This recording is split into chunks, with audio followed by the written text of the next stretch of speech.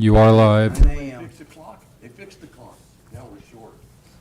Good morning, everybody, and welcome to the regular meeting of the Board of County Commissioners for August 3rd. Would you all rise and say the Pledge of Allegiance with me? I Pledge allegiance to the flag of the United States of America and to the republic for which it stands, one nation, under God, indivisible, with liberty and justice for all.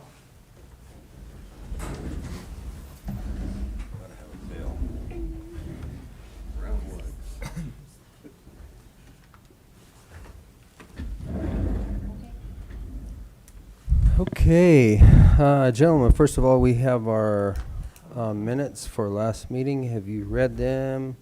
Do you have any additions or corrections? No. Okay, then. Move we approve the minutes of the work session and the regular meeting, I'll second it. January 27th and July. July 27th and July 28th. I'll second it. Okay, it's been moved and seconded to accept the proceedings of Montezuma County Commissioners, Montezuma County for July 27th. It's just one. Of the regular board meeting. All those in favor? Aye. Aye.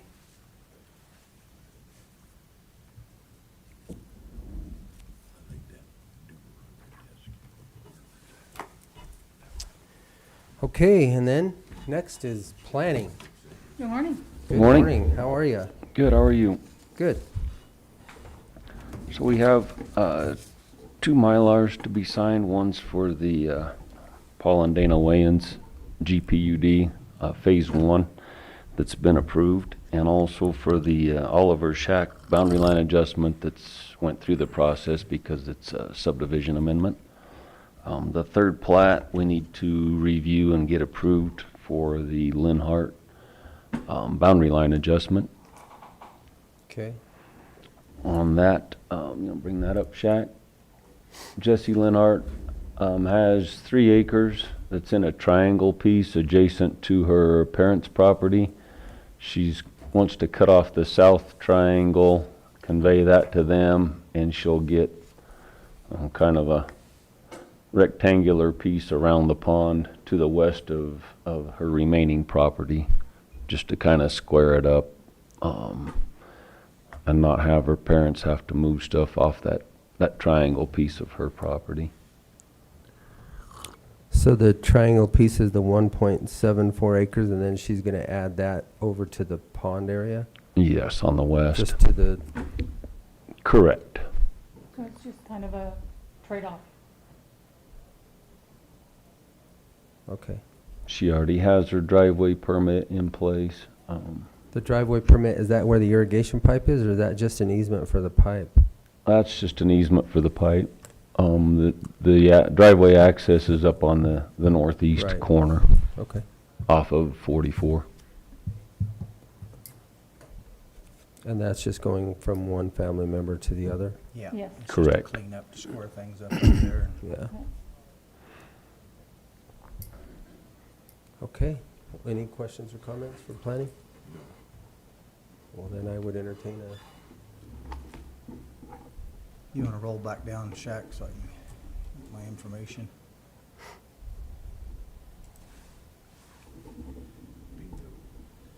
I would move that we accept this application for boundary adjustments for Jesse Linhart, 12461 Road 44, Mancos, Colorado.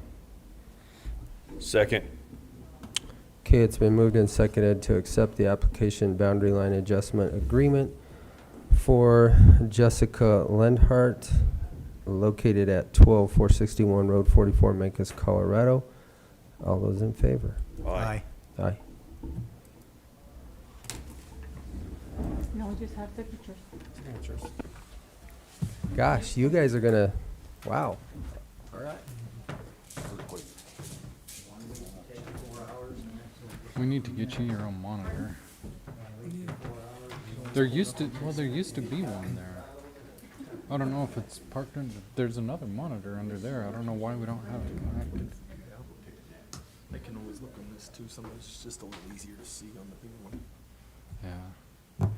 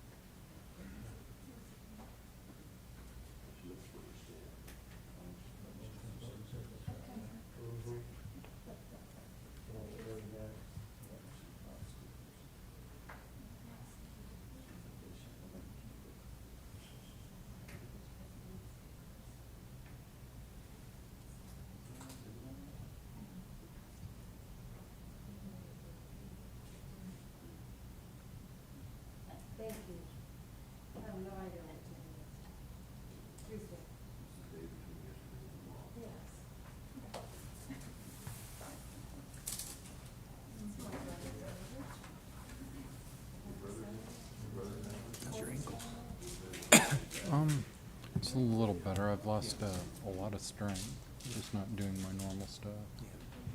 But it feels fine walking. But if I jump at all, it doesn't feel very good.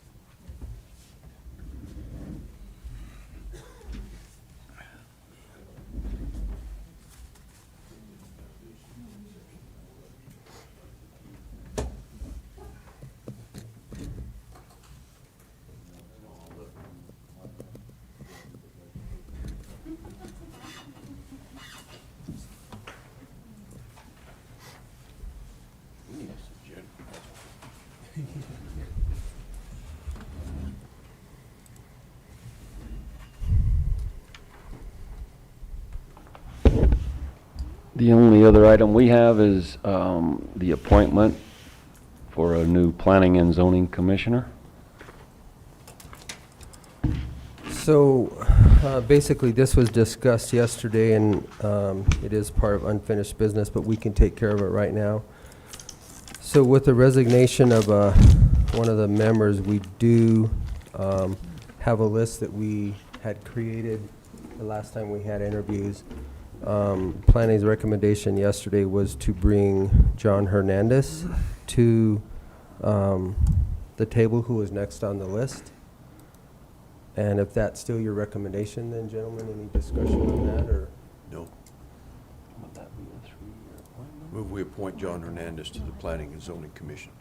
Okay, and then that was to a permanent position, correct? Right. Yeah. Correct. Okay. The only would be the length of the term, or whether that's a 2 or 3 year term. What's your recommendation? I knew you were going to ask me that.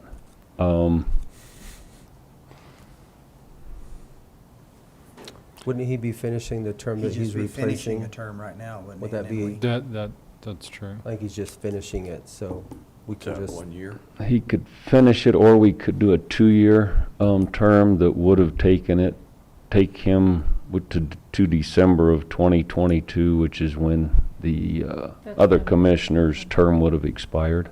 so a 2-year term. Okay. All right, I got it. Amended motion to a 2-year term? I'll second it. Okay, it's been moved and seconded to appoint John Hernandez to a permanent position on the Planning and Zoning Commission, and that term will be for 2 years. All those in favor? Aye. Aye. Aye. Thank you. Yep. That's all we have. Okay, Short and sweet today. very short and sweet. Gosh, 9:10 and you're out of here. That's I right. like it. It's good. Thank you, guys. Appreciate it. Did you hear her warning? Just wait. Huh? Did you hear her warning? Just wait. I know, I heard it. It'll be 4 hours next week. Yes. Okay. Okay, next we have our public comment session. The Board of Montezuma County Commissioners welcomes you to this meeting. Persons speaking during the public comment will be limited to 3 minutes. Or depending on the number of people wishing to speak, it may be reduced to allow all members of the public the opportunity to address the board. When addressing the board, please state your name and address for the record prior to providing your comments. Comments to individual supervisors or staff are not permitted, and participants may not yield their time.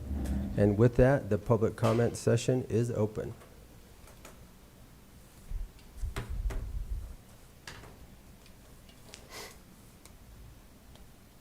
Okay, seeing none, we will close the public comment session of this meeting, and we will move on to an amendment which was given to us for a discussion of lifting the fire ban with Sheriff Nowlin.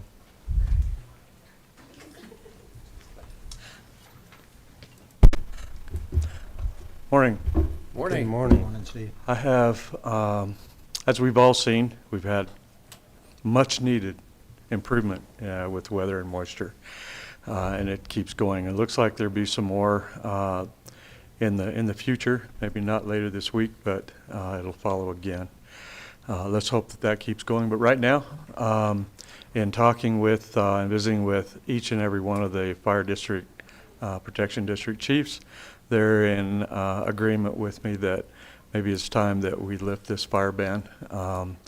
I'd much rather have people doing some of their control burns in a responsible way now, while it is wet and green, than later. So I would ask for consideration to rescind that fire ban. San Juan National Forest, as you know, has removed their stage 1 fire restrictions a couple weeks ago. BLM followed a week later. And the town of Dolores is going to remove their fire ban next Monday. And I don't know about Mancos. I don't know if they even had one. I don't But think they have. yeah, so Okay. that okay? I have no questions or Yeah. comments, gentlemen. I move we rescind the fire ban. Thank you. I'll second it. Okay, it has been moved and seconded that we accept resolution number 10, 2021 for the suspension of the ban on open fire and use of fireworks in Montezuma County. All those in favor? Aye. Aye. Aye. They There still you have go. to follow the fire ban or the Correct, burning the open ordinance. burning Yep, they have to ordinance, call yeah. in. Can't burn on a red flag or high wind warning days. And so we do enforce that county ordinance. But everybody's getting to be a lot more responsible now. So I appreciate that. Thanks. Thank you. Thank you. Thank you, Steve.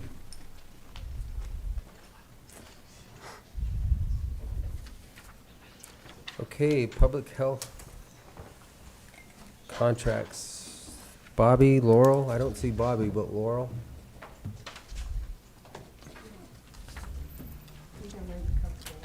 You have a Good whole morning. entourage with you this morning. I do, just in case you have any questions.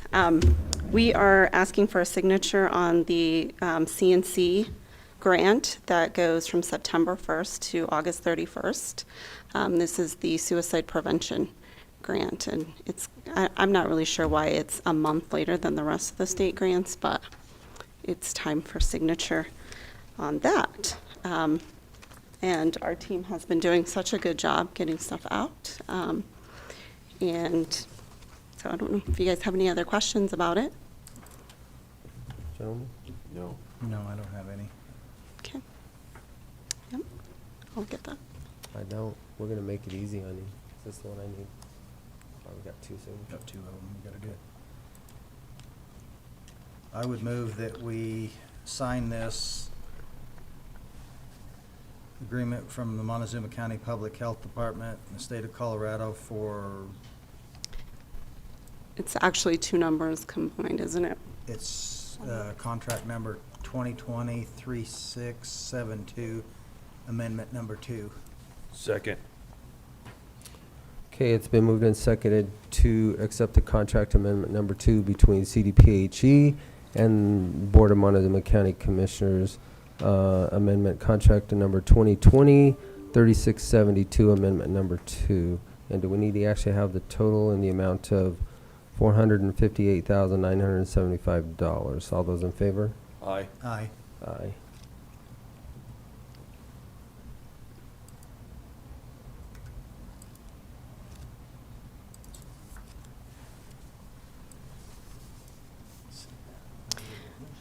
And I will scan that copy to you, Kim, We once got I get two back. copies over here. You do have? Okay, good. I just need to know it's fully signed. Okay. Oh, last page. Here's one page that got dropped off there. And that's all I have unless you guys have any questions for public health for the week. Actually, I see Dr. Aiken Yes. here, and we had left, yeah, here it is. Shaq just brought it up. I did actually have the opportunity to look at this and realize it is nothing more than just a cleanup. If Scott, if you and Do you Dr. wanna Aiken come up? want to come forward, we said that we would put this back to address it this week for you all. Thank you, Laurel. You're welcome. Since they're here Thank you, with you, guys. I'll just get this done and out of the way. Thank you.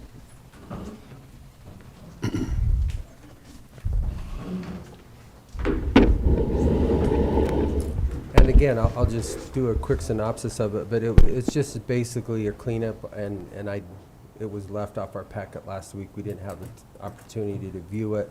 Now that we've seen it with the red lines and the highlights, I don't have any issues, and we probably should be doing this actually more often than what we have. Since '99, So, I signed the last one. thank you guys for bringing it forward, but I have nothing else that I need to ask or say about this one at all, so I'll Okay. let you go ahead, Dr. Aiken. Thank you very much. I appreciate that. Good morning. I did most of the talking for this, for the public health last week. I have two experts with me here this morning. Again, Scott's here and Matt Lindsay, so if you have any other questions about the resolution, please feel free to ask those. As you mentioned, this is an update from, I believe, 1997 was the last time we did this, and mostly involved changing definitions to bring it into a more modern format for how EMS is generally functioning in areas such as ours.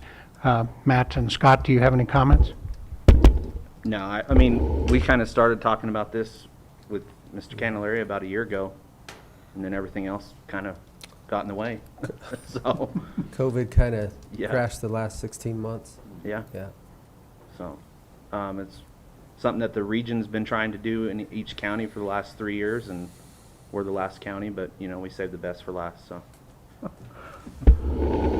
No comment. Okay.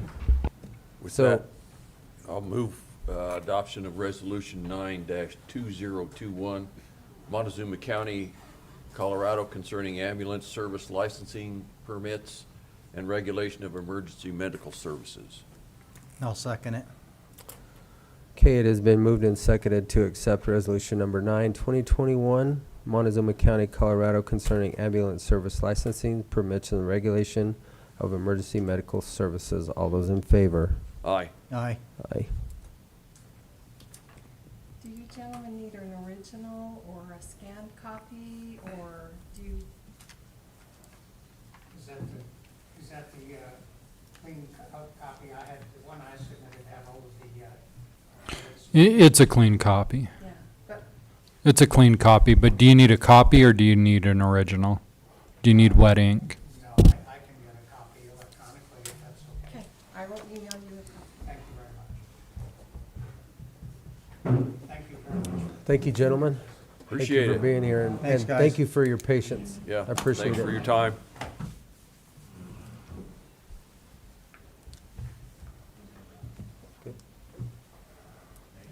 Okay. You have the... No?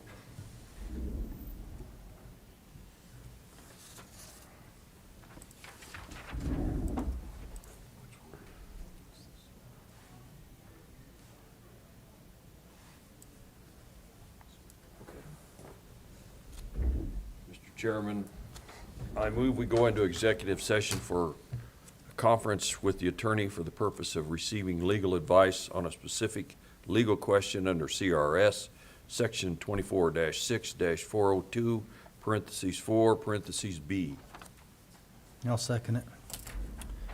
Okay, it has been moved and seconded that we go into executive session for conference with the attorney for the purpose of receiving legal advice on specific legal questions under CRS, Section 24-6-402, parentheses 4, parentheses B. All those in favor? Aye.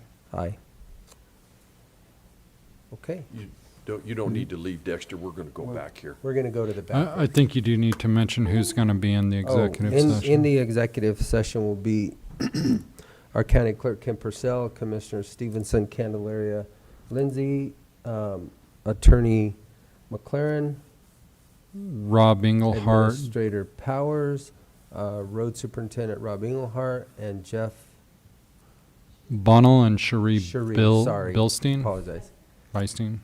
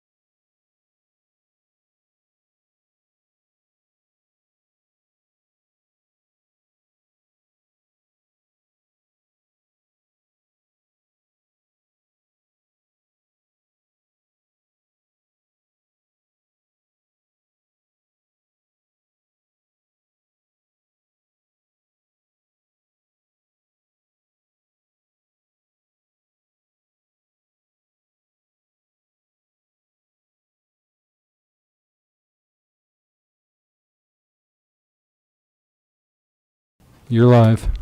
I would move that we come out of our executive session. Second. It's been moved and seconded to come out of our executive session and continue our regular board meeting. All those in favor? Aye. Aye. Does Kim need this? No, I don't think so. All right, with that, we're going into our Public Works and Road and Bridge. Rob, should have just stayed up here with us.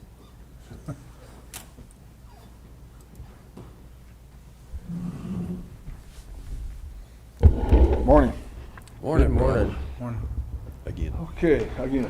So, first on the agenda this morning will be the monthly August schedule, work activities schedule for the month of August. We are off and running with our chip seal process. Yesterday we started on Road 21, and we're chipping from Road B as in boy up to Road G. So we'll wrap that up sometime today and then move on to the next one. And that looks like that's going to extend into the 23rd. Next week, our distributor truck operator is going to some conventions in Nevada for some other work that they do. So we'll take next week and do some repairs on some other roads and then start again on the 16th and probably stretch into the week of the 23rd. And then that'll wrap up the chip seal for the month of August. We're also supposed to be paving Road G sometime this week. That got delayed due to the weather. They had some other commitments with the Dolores School District to do some parking lots, and that got slowed down due to the rain too. So everybody's kind of slid a week or so here, but I fully expect them to be up and going again the next day or two and headed down Road G. It's about a 7-day activity down there to wrap that up, and then all the paving for this year will be done. And then the paint striper will come in and take care of all the painting of the new asphalt. So that'll wrap up this month. We want to start our shoulder asphalt operations as soon as we get done with chip seal. So that'll go. Anything that got new asphalt gets new shouldering. We're working on a different shouldering machine this year that's a little more efficient, we think, or at least we hope. It goes on the front of one of our old chip spreaders, and we're rerouting the hoses and things and putting chutes on it to put it to work, and we can get on this hot asphalt without damaging the roads like we sometimes do with our little ones. So that'll be a bigger operation out there, but we think it'll work pretty good. And then we got some Forest Service scheduled maintenance starting in the 3rd week, or right after we get done with chip seal. We start on our Schedule A roads. There's several hundred miles, or not 100, but several miles of what do you call it, Schedule A agreement roads with Forest Service that we'll do in the West Mancus area and the Hay Camp and all that up in Barlow and all that up in there. All these roads we have to blade once a year and help with that. So that's off and running. And with this rain, that ought to be a pretty good deal this year. Last couple of years we go up there and just bounced off the rocks. So I think this year we'll have enough moisture in the ground. We'll be able to do some pretty good work on our Forest Service roads. So that's a picture of our month of August, and that's where we're at. Any questions on that? Well, I do have a question, and it's pertaining to County Road G, obviously on the slip, not per this schedule, but with all of the rain, obviously, has it affected those wells at all, or do you know? No, they're up and down. They kind of fluctuate a little bit. I mean, 6 inches here or 4 inches there, and then they'll go back down, and so they've been pretty good. So our pipe is working then? Yeah, I think our pipe is definitely working on the aspect of creating water, a bunch of water, but there's still water there. So Right. it's telling us there's still some spring activity, but it's certainly not what we were. It's not rising to the 6-8 feet at a time? No, not yet anyway. And we are getting to that time of year where I think those wells would be talking to us now if it was happening, you know. Did they So- still have irrigation water on down there? Yes. Or is that Mhm. off? No, they do. They do? Well, they did last week when I was down there, so, yep. So I think you're right, and I was gonna talk a little more about that here and where we're at with the whole thing here in just a second, but I do believe that the pipe was a good investment, and it's protecting us from any further damage at this point, so, due to our well activities, so. Okay. So we're still stable then, we're not sloughing any No, further? it's not sloughing. In fact, we went down and built some more pads down there. They wanted to do some more profile drills for some soil analysis for building a buttress in there. Mhm. And we got a little D4 dozer and went down there and built some pads, and it was all dry, so it was dusty. So that was encouraging. And the wells do show water down below us in that sand seam, but at least the surface was dry. We were doing everything we wanted to in the dust, so it was good news. So Good, yeah, so yep. okay. So there's our schedule. I think I need to discuss the Root and Ratcliffe project that's getting ready to start in Mancus. This is a new one that's come up. Shaq, that would be this one here. Right there, yeah. So the Root and Ratcliffe is a pretty neat project that's starting over in Mancus, and there's 4 crossings that they'll cross the county roads, County Road 43, 41, H, and G. And they're going to put all the old original canal into underground pipe. Brian Lewis is the contractor on it, and they're wanting to get started pretty quick. We're working on some agreements with them as far as the crossing goes. The ditch company and I are looking at the responsibility of sleeves versus direct bury and repairs and who does what later on. So we're working our way through all those issues. But the job itself is a real neat job. They're not gonna require a bond on this one like we normally would on these big jobs here. They're just a simple crossing permit, and we're able to work our way through with 4 separate permits and work our way through it that way. Hopefully they'll get started this fall, and they'll have it all done by early next year and be ready to run water through their pipe, which is a major savings for the Mancus Irrigation District over there with the loss that they see on that old ditch. So it's a good project, and I thought I'd bring it to your attention that it's gonna be going on for the next couple of months here into the winter. So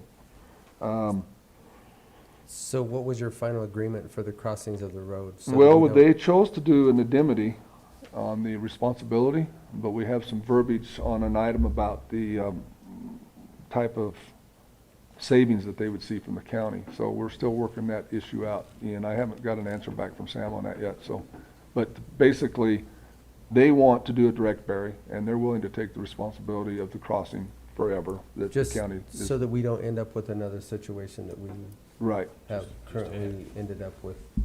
Yep, exactly, and that's the agreement that Rob and I presented to them, and so that should take care of it. It sounds like there's still a couple little things that need to be worked out, but I think we've got something to them, so. Are they gonna follow the original canal, or are they gonna straighten it out? They pretty much follow it. I mean, they deviate a little here and a little there, but like where it crosses at Road 41, it used to go up on the hill there by the cemetery, but now it'll cross over down at the bottom of the hill. So, Okay. you know, they kind of follow a different grade there. But it typically follows the old canal, I mean, almost right to the line, so. I was looking at that turn there at Road H. Yeah, they're gonna straighten that one out a little bit, and so you would have 5 crossings if it didn't, but they're doing something different there, that they'd only have to cross it once there, so. Okay. So it's just a good project, and I wanted to bring it to your attention this morning that this is some good stuff coming out of the Mancus area for the irrigation, and we're working well with the Mancus Irrigation District on working our way through these crossings. And one of them is we got to cut the new asphalt on Road 41, and how we put it back together to get it back to its original condition. You know, blah blah blah. You know, just get it done and do it right. And working with Brian, and he's working real well with us on the contracting side of it. In fact, we put a culvert in yesterday on Road G with him, in cohorts with him, because he had to go down, and it was an old culvert too short. We replaced it with our culvert, and he's doing the work for us to get it in there right. So just that kind of stuff is working real well. So it's a good project. So Good. now, Alkali Bridge,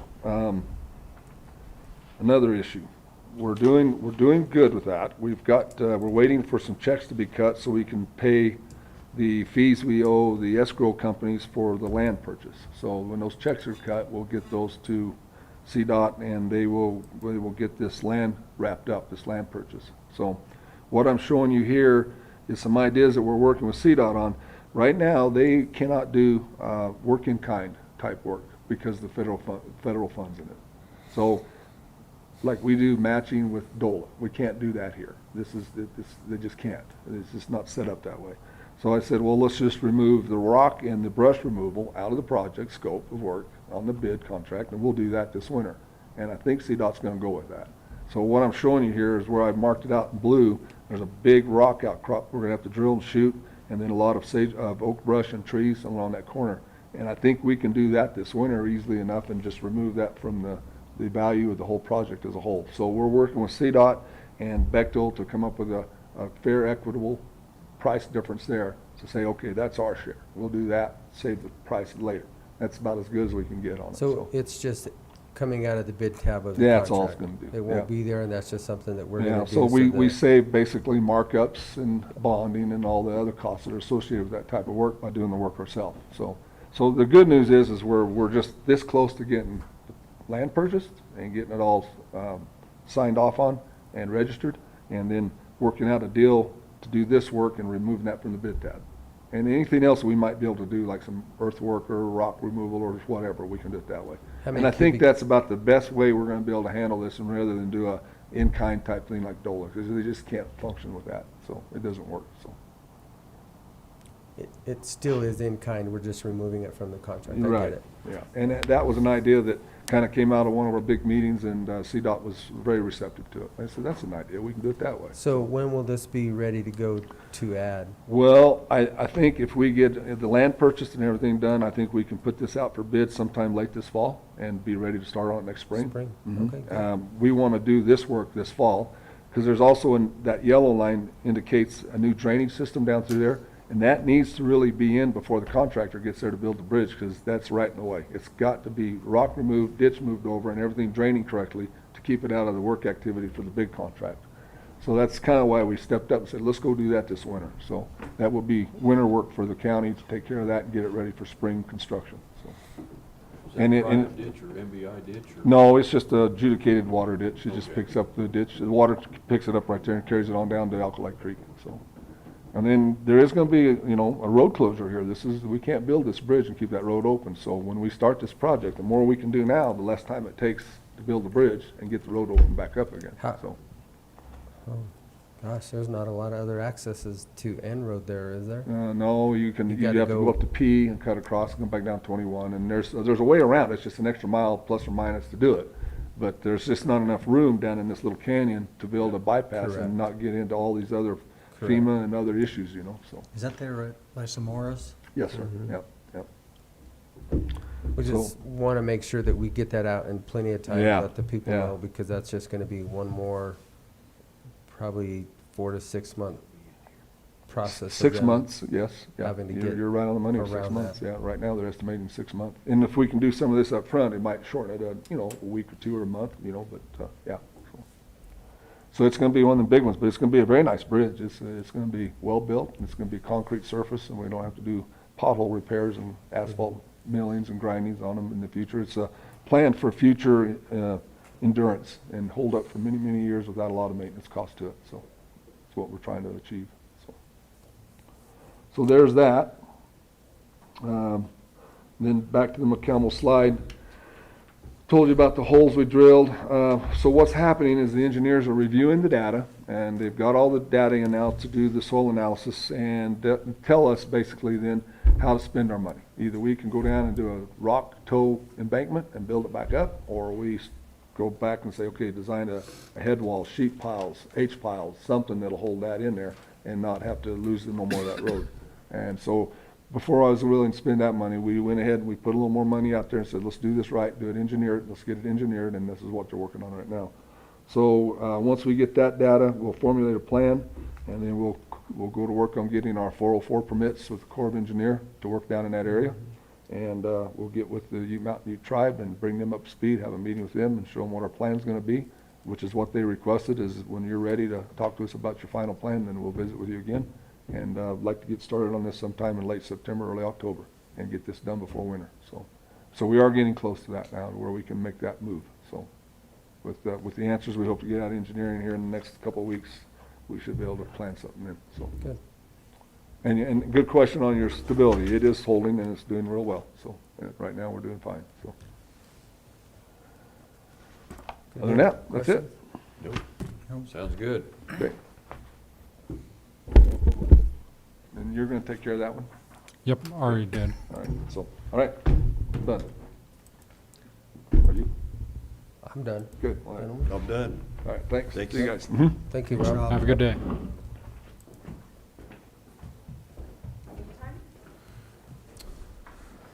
Oh, let's see. I think Mel had to sit around and wait a long time last time, but we'll go ahead and bring you up He anyway. likes to listen to my PowerPoints, don't you? Yeah. You're too easy, Mel. Come on down. Noxious Weed Team, 2021. I did notice the pretty flowers you had listed in there. Oh, good grief. Jim. Those are really pretty. They were colorful. Yeah. No comment. Okay, Okay. material. Next. You do know the sheriff left. He's not here to protect you. Mel, what is this? What is this weed? It's Pretty Good job. What kind of thistle? Ian? tall one. It's a Canadian thistle. No. Canada. This is, I don't know the Latin name. I should. That's good though. musk? Yeah, okay, A+. Who's that guy in the background? Joe. No, that's Eddie Lewis. It's not Joe? No, not Joe. Joe Mama? Joe Mama.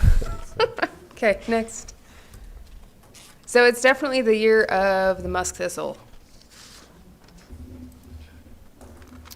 So these are just some properties that I've been seeing. This was the property, the right of entry that we got approved. They went ahead and took care of it before we did anything, which is great. This is our new ATV. I'm not too fond of the C-Force Moto or whatever it's called. I don't know if you guys have used one of these. It's that new brand of ATVs. It was a lot cheaper, which is nicer than the Can-Am, but the turn radius is horrible. It's a pain to shift gears. It's not a great ATV for spraying weeds, but it works a lot better than the Honda. It's not as tippy as the Honda was, but it is kind of a beast. Right now, you're lucky to have one. You can't even buy one. I no know. more, so. I thought they were closing or something, the Fun Center. I'm like, you guys don't have anything. Are you closing? Nope, we're just sold out. I'm like, oh my gosh. Wow. Well, good for them. Next. So we did our applicator training. We had a good turnout, really good presentations. And then we also did an applicator challenge where we had a written test, a lot of plant ID stuff, and then I had them go on an ATV and spray with water. So that was kind of a fun new annual thing that we're going to be doing. Next slide. So the winners were Rick Ream, he got first place, Walt Hennis got second, and then Mike Royce got third. Okay, so Eileen, she's my office manager. She's been super busy this year. She sent out over 300 magnets to properties with known spotted and diffuse snapweed populations, or properties that are adjacent to these known populations. And they're cool magnets that'll just stick on your fridge just to kind of remind you to keep an eye out for these two species. They're on our local A list because we don't have too many populations. We think that we can eradicate it. So we're trying to work hard on it. The seeds seem very prolific, so the diffuse snapweed is definitely being very challenging, and we'll kind of talk about that in a bit. Next. Okay. So Eileen has processed 113 cost share applications, and she's reimbursed about $15,000 to landowners. We've done about 40 property visits. Eileen has loaned out 115 backpack sprayers, which is amazing. And then she's handled about 500 phone calls since April. So we're getting a lot of phone calls, and she's doing a great job helping people out. We've notified about 550 properties about noxious weed populations. The notification can be a phone call, email, or letter, just depending on what kind of contact information we have. 84 of those 550 properties were sent as certified letters, and 9 of those 84 we have approved the right of entries, and they will be treated this fall. We're going to have 2 right of entry requests for today, well, actually 3 right of entry requests today.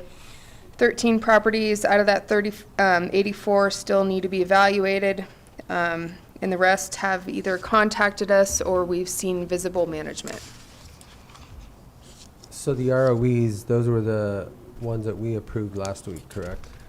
The amendment to extend? Yes, those are a part of that. Okay. 3 new ones, yep. Okay, so I've mapped noxious weeds on about 3,000 acres this year so far. That's a pretty low number compared to previous years, but I've not done mapping. This isn't including salt cedar, Russian olives. So in this map, the red polygons are the places that I've mapped this year. Purple polygons are noxious weeds that I mapped in 2019 in 2020, just to kind of give you an idea of where some hot spots are. So I'm working on developing 2 new project areas. One I call the Hermana project. That's 491 to 25 between S&P. We have a really bad Russian knapweed situation in there, and it's a lot of pinyon and juniper. So just to try to address that, I'm going to create a project to try to get some extra funding for these landowners to try to get this land restored. Another area is on County Road 29 in between N and just north of P. This is a really bad diffuse knapweed, diffuse knapweed area. So I'm going to try to be getting extra funding from different sources like the Department of Agriculture to try to solve some of these issues to help the landowners get the resources they need to take care of the diffuse knapweed. Try to get the population eradicated. Biological control, I've released 60,000 tamarisk beetles in 2 different areas a couple weeks ago. So they're both on McElmo Creek, so hopefully that'll help suppress the salt cedars till eventually we can get to them and actually remove them. The beetles do a good job. They will defoliate them, and it'll probably kill the whole stand in a couple years. However, the salt cedars will come back. So it's not a permanent deal that they're going to get rid of them, but it kind of helps us because we're kind of outnumbered as far as crew versus trees. So we're just hoping it'll help slow them down. So as far as budget amending, we have $25,000 in our cost share budget for the cost share. We got a $20,000 grant from the Colorado Department of Agriculture specifically for the cost share.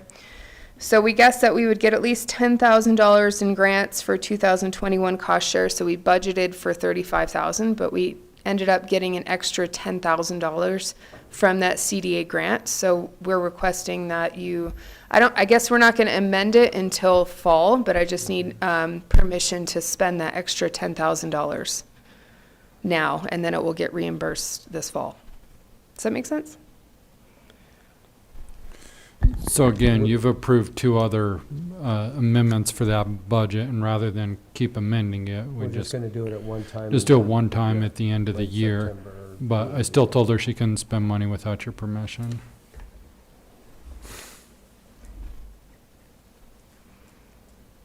Gentlemen? And Phaedra has a purchase order agreement through the CDA saying that we are getting this $20,000 for the cost share. So you need a motion to expend the funds? Is that what we? Just permission to spend it, yeah. Will we give her permission to expend the additional funds? I'll second it.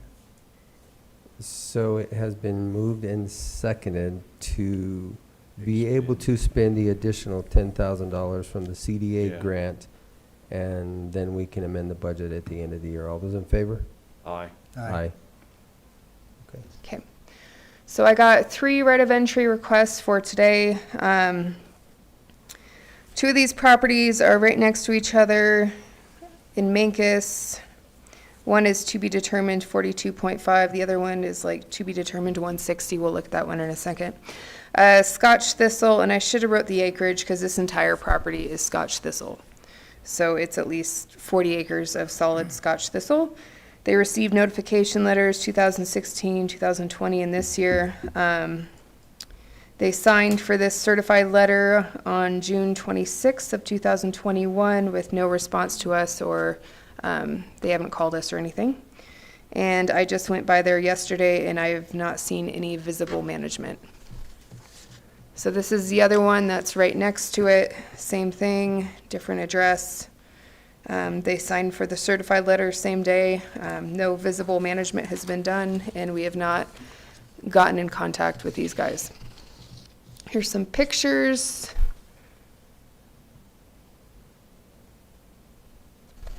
Okay, next one is on County Road D, south of Cortez.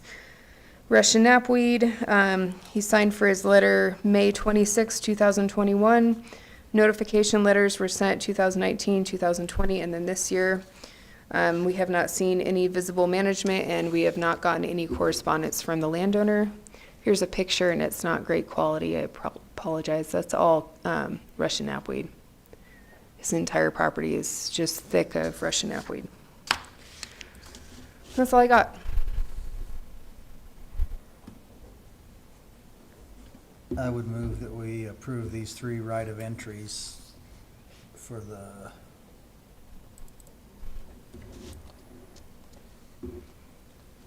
weed program, I guess. Second. So it has been moved and seconded to accept the resolution granting the Montezuma County Weed Program or its designee right of entry onto property to control noxious weeds based on the affidavit of the County Weed Supervisor, Noxious Weed Resolution 12, Resolution 13, and Resolution 14, 2021. All those in favor? Aye. Aye. Aye. And then Shaq, I sent you those 3 right of entries that just needed to be amended. Correct. and Sure, they that have was already those. approved. I don't know if you need anything further with that. We actually have them already signed. They're Oh, signed. so we're good. Okay, thank you. Any weed questions? It's a little late to get your musk thistle, so you might as well wait till fall. Same with Russian knapweed. What about kochia?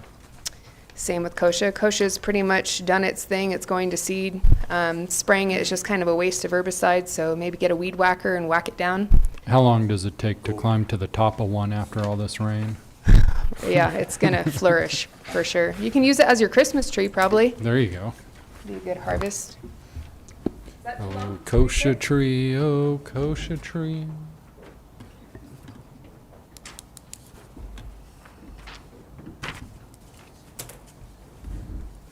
I would Okay, just thank you, I'd like Bonnie. to add to the people out there listening and stuff, if you get one of these letters, at least respond to it. really- There's so much stuff that can be taken care of before this happens. If you get a letter, respond. Lack of communication is not an excuse to have to give a right of entry. Respond to us. And I would agree with that. I think that we've tried to make that very apparent to communicate with you so that we get things done appropriately and on time before it has to come to this. It is a state statute that we have to enforce, and This is the final enforcement mechanism that we have to go through. So thank you, Bonnie. I appreciate your time. All right, Mel. Morning. Should have a bid opening for me. Kim, you've got that one and only envelope in your possession for the scale. We haven't seen it. It's right there. And this was a design build. Yep. So, and you have one whole bid. We only had one person show up for that. Only one person showed up for the walkthrough, so. Watch it with that thing. am I scaring you? Yeah. And I still didn't get it open. Isn't there a stripe you can pull? Oh, I didn't see one. There we go. Always cut towards yourself or someone you love. That's all I love. So this is from Western Slope Scale from Grand Junction, Colorado.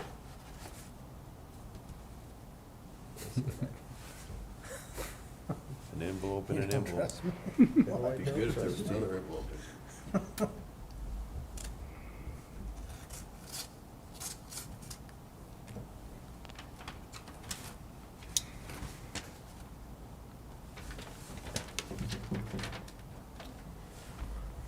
Okay, this is addressed to Mel Jarman, and it is for one Rice Lake weighing model Easy 4711 ST OTR 100-ton capacity, low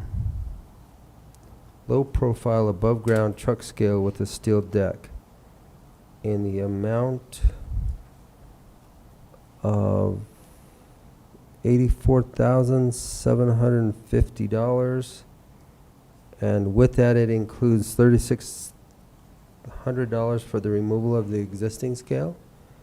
Incoming freight from Rice Lake, Wisconsin, $5,900. Form and pour the concrete load cells of $20,900, and the installation and calibration of $8,500. So with that, we'll let you look it over, Mel. I've looked at it. I have a copy of it at work.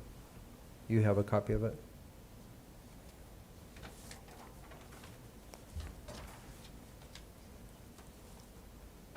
So gentlemen, we have a design build, and this is basically you're going above the, Correct. What they're gonna do is pull the old pads out, reuse the existing cement under there. They're gonna have to cut out part of it because this scale's about 18 inches longer than what we have. And then they're gonna pour the ramps. The Downward. 10 foot each way and then the ramp down on each end. and then this allows you to be able to get all of your Everything above freezing- scale where we can get to it and work on it and clean it. freezing conditions, and then this upgrades the Correct. scale at the landfill. This scale we got is fixing to fall through. It's just coming apart. Shaq knows that. How long will it take them to? He didn't really say. I talked to him. They did one for Mesa County in a week, but I think this one's gonna take probably a little bit longer. Do they actually have the scale? That would be, I mean, they'll get it when they get it, but. Yeah, they he won't. didn't say he had it in stock. It's gotta come from Wisconsin, but I told him, I think according to the bid, it has to be in by October. Before we have serious winter cold spells. Ms. Kim, can you send a copy of that bid to Miss Billy, please? I don't need it, I've seen it. Oh, Duh. Well, let's talk about CDPHE. That's not. Let's finish this one. Oh, go ahead. move we approve the bid for the landfill from Western Slope Scale Service in the amount of $84,750. I'll second it. Okay, it has been moved and seconded to accept the design build scale project for the landfill to Western Slope Scale Service in the amount of $84,750. All those in favor? Aye. Aye. Aye. Do they take the old scale with them when they leave? No, we're Okay. gonna put it to use somewhere down there. Oh, okay. Yep. CDPHE. We just got our permit, N.M.P.M, this morning. After fighting with them and fighting with them, we finally got acceptance of the new petroleum contaminated soil. And we are the first landfill in the state to fall under the new regulations that they stuck into this N.M.P.M. Which means we are gonna have to track it and can't run, let's see. Petroleum contaminated soils may not be accepted in quantities equal or greater to than 50% of the total actual annual waste acceptance without applying for and receiving a modified permit. Acceptance of the PCS must be tracked on a monthly basis and an annual total must be maintained by March 1st. The source must be determined, the percentage of PCS to total waste accepted in the previous calendar year and on a 5-year rolling average. So I read the engineer's comments, which is our engineer that we hire, correct? And it sounded like the tracking of it is not that big of a deal. It's not. Our correct? computer tracks it. So are they picking us just because we have that much more soil that we get brought to our No, we landfill, actually haven't or- taken in hardly any PCS. Everything's shut down. Kinder Morgan shut, nobody's doing anything. So we haven't taken anything in, so to speak. So- We had one little cleanup, but it's new regulations that the state has changed, and we're the first ones to fall under it, according to them. Anybody else that applies for a new N.M.P.M that takes PCS is gonna fall under these new regulations. I found all this out yesterday, Yeah. so. So just to track it from reading the engineer's responses back and forth, it didn't sound like it was a big issue at all. No, we'll just Anyway, print it it's off just- whenever they want it. It's just one more regulation that It's we just have one more to thing we'll get inspected keep for. at the track end of of. the year. And they- actually, my personal opinion isn't that it's so much so they can hammer the landfill, because we already keep records of PCS. We don't average it over 5 years. No. I think it's just, in my opinion, one more way to nag the oil and gas industry. It could be. we get when CDPHE comes and does our annual inspections, they check that paperwork anyway. And we always have it on file. It's no big deal. It's just, apparently we're gonna have to submit another report annually to CDPHE on what we accepted. Whereas before, we didn't. Right, it was just in the records. It was Now we just in the actually have to records. file the And report. they always asked for it, and it was always right there, so. Just one more step. In running a landfill. Yep. Got it. As far as budget, everything's going good. Got some major repairs. We just started 924K. Main drive between the engine and the hydraulic pumps went out. That was about $8,000 repair. We're still waiting on our BOMAG repair. That's, they had shipped the final drive. They said when they got it to Grand Junction, it was tore up so bad that they couldn't reuse, they could fix it or use it. So now we're waiting on one from Germany. It is running temporarily. We are using it. It's been broke down 3 or 4 times here in the last week, different issues. And with that, I've been trying to find a used BOMAG or a used compactor. They're hard to come by. So with the issues with this machine and the hours that this machine has on it, what we'd like to do is have this machine as a backup and look to purchasing a new machine next year. How old is this machine? This is only like 6 years old, right? We got that machine in 2015. It's 6 years old. 6 years old, yeah. Yeah, What- but how it's many already hours got does it about have on it? What 12 does or it actually be? 13,000 hours on it. 15,000? No, 12 or 13,000. So it's getting, its life expectancy is pretty much over with anyway. The thing of it is, it's got a new motor in it. The motor's only got about, probably 4,000 or 5,000 hours on it, maybe a little more. It's got a new hydraulic pump, but it's already going out again. So it's gonna, for a backup, I think it would be fine, but to continue using it as a full-time machine, I think we're just gonna be digging a hole, a money pit with it, you know what I mean? So I've talked to Pico and I've talked to Wagner. They're both supposed to be getting me some figures to do some budgeting by for next year that I can present at the next commissioners meeting. Okay. I can will- assure you, a Wagner bid and a Pico bid are not going to be apples to apples. They're two different machines. They are two different machines. They are completely different machines. And one of the issues we've had with the BOMAG, it hasn't been from Pico. It's been getting parts from BOMAG itself on some instances. He's gonna look and see if they can't get us a machine that either has a Perkins or a Cummins motor in it, where we can get somebody around here local to work on it. When the motor went out on that thing before, that's a Mercedes, and it had to go to Farmington. And they had it for almost a month. We can't be down a month at a time with a machine like that. So that's what we're looking at. Is it still giving you the compaction you want? Well, yeah, it's great as far as compaction when it's running. What are the compaction rates? That's really the significant difference between the Caterpillar and the Pico, Well, right? actually, I talked to Bill Waters yesterday. He's gonna get me some compaction comparisons between two different machines when he gives me some figures between an 816 and an 826. The 826 is twice the size of an 816, but it's the next size up. I know Mesa County just went to one of the largest machines BOMAG had because its compaction was so much better they could justify it over the years and saved airspace. We're not that big, but that's something that we are looking into. Maybe just a step bigger machine to get higher compaction with. Okay. Because it's getting more spendy every day to build more space. So that compaction rate is critical. It is. It is, and the more we can keep out of there, the better. But Okay. All right. it is what it is on that. Anything else? Chairman? No, I don't have Good. anything. Okay, Thanks, All right. Mel. You bet. Thank you, guys. thank you. Next up, Justin with the fairgrounds.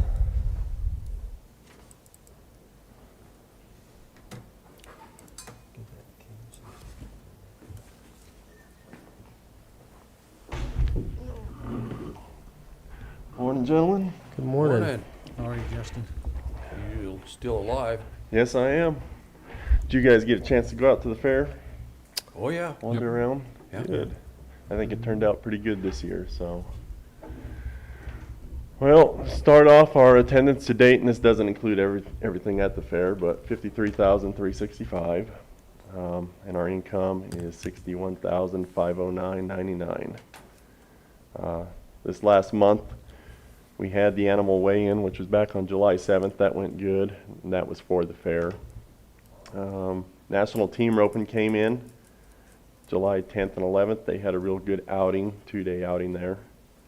And then Bonnie had her application training out there July 15th and 16th, which I know she discussed that a little bit. Car races were last July 16th and 17th. They went good. I think our lights are kind of figured out there. We were having some issues last month, and Jerry went in there and did some work, and I think we kind of got some of that straightened out after we put a new breaker panel and stuff in. 4-H horse show was last July 17th and 18th. It also went good. Then, of course, the fair.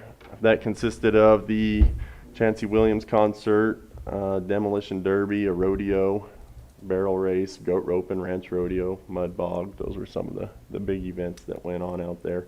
They all went really good. We were blessed with some rain, so we didn't even have to run the water truck this year, which was great. Saving on This year or this month? For Well, this this fair. I don't know about the racetrack. I don't know if they ran anything over there, but we didn't as far as our side goes. So that was good. I don't think anybody was really complaining over that. We did have a little bit of a wetness in the arena that second weekend, so they did cancel their last barrel race and rodeo, just, for animal safety of running in that arena. But other than that, I think it was really good. Fair Board did an amazing job, I believe. Extension office, all the volunteers, they did great out there for the youth this year. And we changed the setup, and I think it flowed really well. So hopefully they'll do that again next year. Coming up this month, this weekend, August 7th, is the commodity giveaway. August 13th and 14th, going to have another set of car races out there. That same weekend, August 14th and 15th, a barrel race. And then followed by August 27th and 28th, car races. And then another barrel race at 28th and 29th. After that, we go on the Labor Day weekend, and that's our next big event out there, the high school rodeo. So that's a big one for us as well. Hey, Justin, who would win a fight between a barrel racer and a stock car driver? I'm going to put my money on the barrel racer.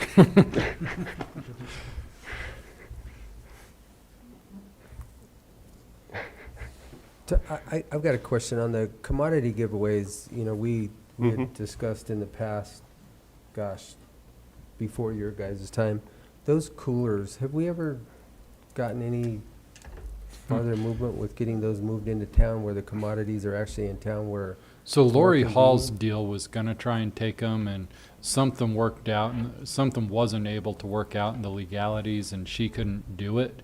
So, no. So we had also talked to Jonathan to get something like that moved to the senior center where there's a big parking lot. It's just more convenient than having all those people running out to the fairgrounds. Have you talked to him to follow up on that? I talked to him just briefly on it, and that was probably the beginning of this year. And I know, same thing, it was some of the things they were trying to figure out to make that happen. I haven't heard no more. I think half the problem is if they try to move those current ones that are there, I think they're worried about destroying them. So I don't know what their feasibility is actually going in there and grabbing those and taking them out and moving them. I think that was some of the problem they were trying to deal with, whether that was the right thing to do, but I really don't know. I'm not sure where they were lined up on that. Okay. I mean, I would like to see him gone, because then that would free us up some space back there, but yeah, I don't know. I'm not sure where he's at. And I can get with him and kind of see if... Just have the conversation again, because it would really be more convenient for all of that food distribution. especially even Jonathan, they have to go out there, how many times a trip a week do they And make they go out there there? quite frequently. So. And there's a lot of times we're doing stuff out there, you know, and they're trying to integrate into it. and Well, it exposes a lot of traffic to them. It does, but we do deal with it, so, but there are times that we got a lot of commotion going on out there with both things, so. So would it make more sense to put them into one cooler, one combined cooler, larger, or just have the conversation and Okay. see if we can't get them into a better I'll do that. location? Yep. Location?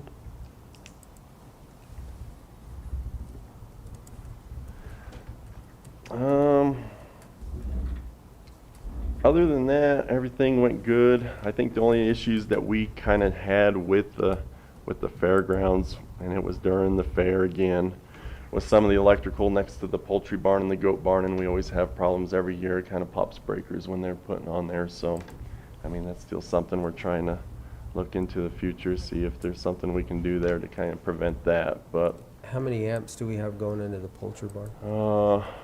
I want to say those are 100 amp breakers to each barn or panels. So is it the power going into it, or is the circuits out of it? It's the circuits out of it. So we have about 7 different RV hookups. Well, I guess they're really not RV hookups, they're just 110s that RVs can plug into. And that's half the problem. I know some of them's got a lot of stuff they're trying to run 2 air conditioners and things like that, and just don't work. But that is one of the areas that we would like to upgrade or do something to make those better spots in the future. We're just not really sure how to go about doing it yet. But it's one of those things like that's on our improvement list, you know, for future improvements. But other than those, you know, we have problems with them every year. We just kind of deal with it. Everything else though was good. So other than those, everything else is going good out there. I know I've been talking to Ian a little bit about the contract for the racetrack. And I don't know if you've kind of finished all that up or not, or where we're standing with that one. Yeah, pretty much just the changes that we talked about yesterday, and I did shoot that to the commissioners, Okay. and they're going to take a week or so to look that over. That'll work. Yep. So, yeah, like Ian said, we got it last night, so we'll take a week to digest it, and then we can probably talk about it either next week or the following week, because I know that we said we'd give him at least a month prior to the end of his season, which I think it's September, right? Yeah, his last races are, in September. So we into need to September. address it relatively quickly so that we can get him in here and talk to him. So it'll probably be next week, at the worst case, the following week that we'll get it so that you can present it to him. That'll work. Other than that, you guys got any other questions for me? No, I have none. I'm good. I had a good time out there. Good. Glad you made it. Yeah. Glad you got to see it. My grandkids had a heck of a good time. Yeah. Concert was wet. It was wet, but I don't think they were complaining. No? Didn't hear any complaints. That ranch rodeo was pretty wet. Yeah, that one was too. That one was getting a little iffy. We were trying to decide whether or not to postpone or cancel that one, but they powered through, and it made an exciting show. And the sail held up. Yes, it did. I think they had good turnout, and everybody liked the flow of their kind of new setup. So, and there was a lot of vendors in there. Yeah, there was good to see that many vendors in there. Yeah. But, alrighty. I hope they made some money, but I know that big slide was busy all the time. Did you get on it? No, my grandkids did. Yes, it was. That was a selling point for the kids. So maybe next year they can throw it outside and throw some water in it, and then really get them sliding. Yeah. Yeah. I think they tried that one year. Did they? There was a water slide out there one year, yeah. Have we considered taking an 8 down the slope? Because we own most of the way up that ridge line, right? Yes. If we take a D8 and we carve a nice little slope in there, I bet we could build one heck of a slip and slide. There we go. I guess we could start looking into an aquatic center, huh? Yeah. I think we're moving on to the next subject. Thank you, gentlemen. Thank you, guys. Liability check. Better stay away from that. Attorneys ruin all the fun. You see what I'm talking about? See, All right. there we go. Thank you for your comment, Shaq. We're going to move on to unfinished business. I'll give a brief synopsis of our workshop yesterday. We had 4 items on our workshop. We discussed with the town of Mancos the airport gravel pit. And we did have a call. We had an adjournment for a minute. We did get a hold of Lucas West with the state, and we actually can have an acreage reduction from the 50 acres that we currently have under the mining permit that we have. And that can be reduced once they do an inspection. So we will fill out the form, and we will work with Mancos on that gravel pit. We had our CDAP review with Region 9. We gave that back to our economic development team with the edits. They will then submit it to Region 9. Discussed our 2021 commissioner budget. We did increase our travel and training and dues because everything is open as of now. Hopefully it stays that way, and that everything will continue to be in person. And then as we appointed a new commissioner this morning to the planning and zoning, there was a vacancy for the Planning and Zoning Commission, which we appointed one this morning.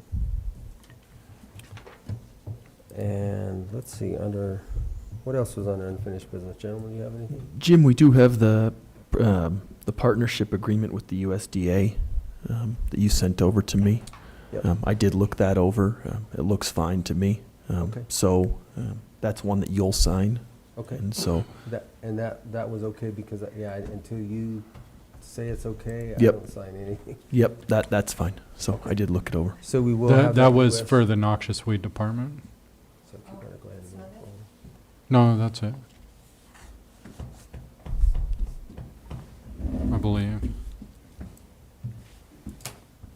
I would move that we sign this partnership agreement between the USDA, NRCS, and Montezuma County. Second. Okay, it's been moved and seconded to sign the agreement between the USDA Natural Resource Conservation Service, NRCS, and Montezuma County. All those in favor? Aye. Aye. Aye. And is there a, Jim, the signature page is on page 7, and then after that, there's several attachments. I'm pretty sure that version didn't have a signature line that it's on the online, or does it? It does. Okay, good. On page 7, under Okay. lead partner. yep, got it.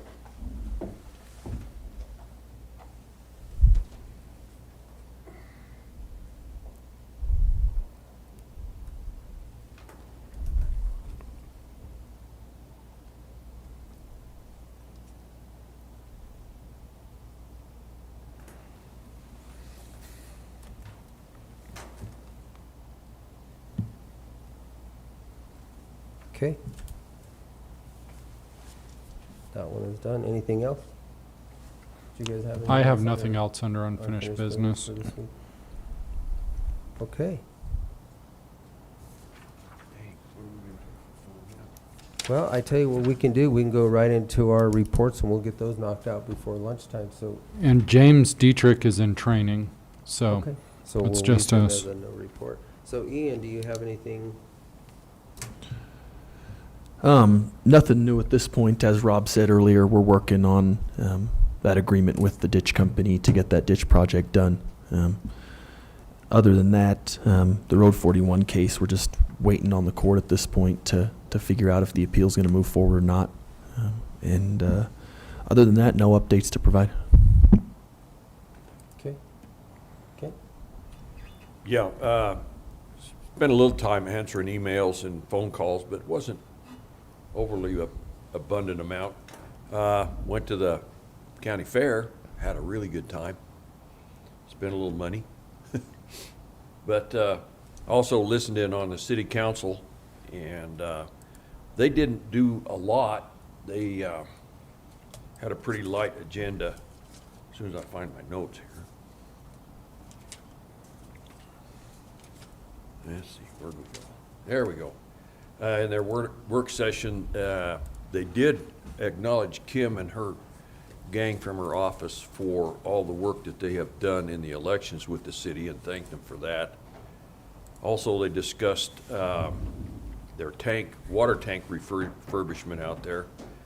And in their regular meeting, stated that their audit for 2017 is more or less complete. Just a little bit of paperwork to fill out, and it was done. And 2018 is well underway for their audits. Also, they were asked if they wanted to pursue an increase in the marijuana tax, and the council said no. So, other than that, they did a lot of renewals and refurbishment approvals for marijuana centers and also liquor licenses. And that was about the size of it. Okay, very good. Joe? Well, last week I went to the Mancos Town Board meeting. We talked about the gravel pit stuff and everything, and then we had the meeting with them yesterday and kind of got that going. They have put me on their agenda for all of their meetings, so if we got anything we need to talk to them about and stuff, they give me a few minutes to speak straight to the board on that, other than public comment. I did talk to them a little bit about our survey coming up for the tax deal and stuff, just kind of getting that out there to let people know that that will be coming, and if they get a text or something, to please answer it and let us know what they want there. I did go to the county fair. It was a good fair, seemed like a really good, I guess the livestock sale is kind of unofficial, but it was $125,000 bigger than last year, and last year they set a record. Wow. So we have an amazing community that we live in here that supports those kids and their stuff to go through a year like 2020 and still be able to come out and support those kids like they do. Yesterday we had our deal to complete our local government capital survey deal. We got that done, had our workshop yesterday, and I had a few calls this week, nothing like it has been. It's been pretty good. We can put your phone number out right Trying now. to catch up on all my reading that Shaq has given us this week. So. All right, very good. Shaq has become our in-house librarian, I think. Yeah. Well, all of those things mentioned, I won't go over those. I did attend a Region 9 board meeting in Durango on Thursday, which that was in person outside at the fairgrounds. There was a rodeo going on, so it was a little disruptive, actually. It was nice outside, but that was just a standard board meeting, and just took care of a lot of business that needed to be taken care of. Was out at the fair a little bit. And then, as Joel stated, we had our workshops yesterday. I did drive the Chicken Creek Road, County Road 41, and look at the gates that the National Forest Service had proposed the week before of where those were and those issues going along with that. And that was, something that we'll have to get back to Derek, and I think we've pretty much made our decision on that we won't close any gates across any roads. In fact, so. yesterday you guys did ask James to follow up with Derek on that. And other than that, that's all that I have. So Shaq, we'll go on to you. Okay, a couple of weeks ago, Brian Kelly from the probation department was here and talking about the board that he sits on. You guys approved his appointment to that board. Since then, 2 more members have been added, one from Dolores County, one from Dove Creek Schools. And so we need signatures again on that. You've already approved it. So if you guys just want to get him some fresh ink.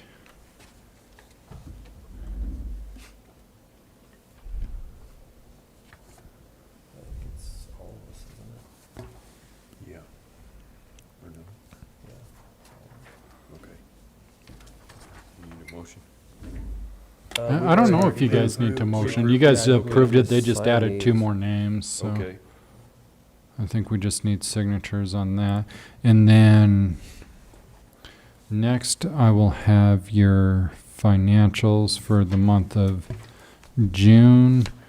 You guys have all had the opportunity to look over the check register and the financial statements by department. And so that brings us to the payables publication.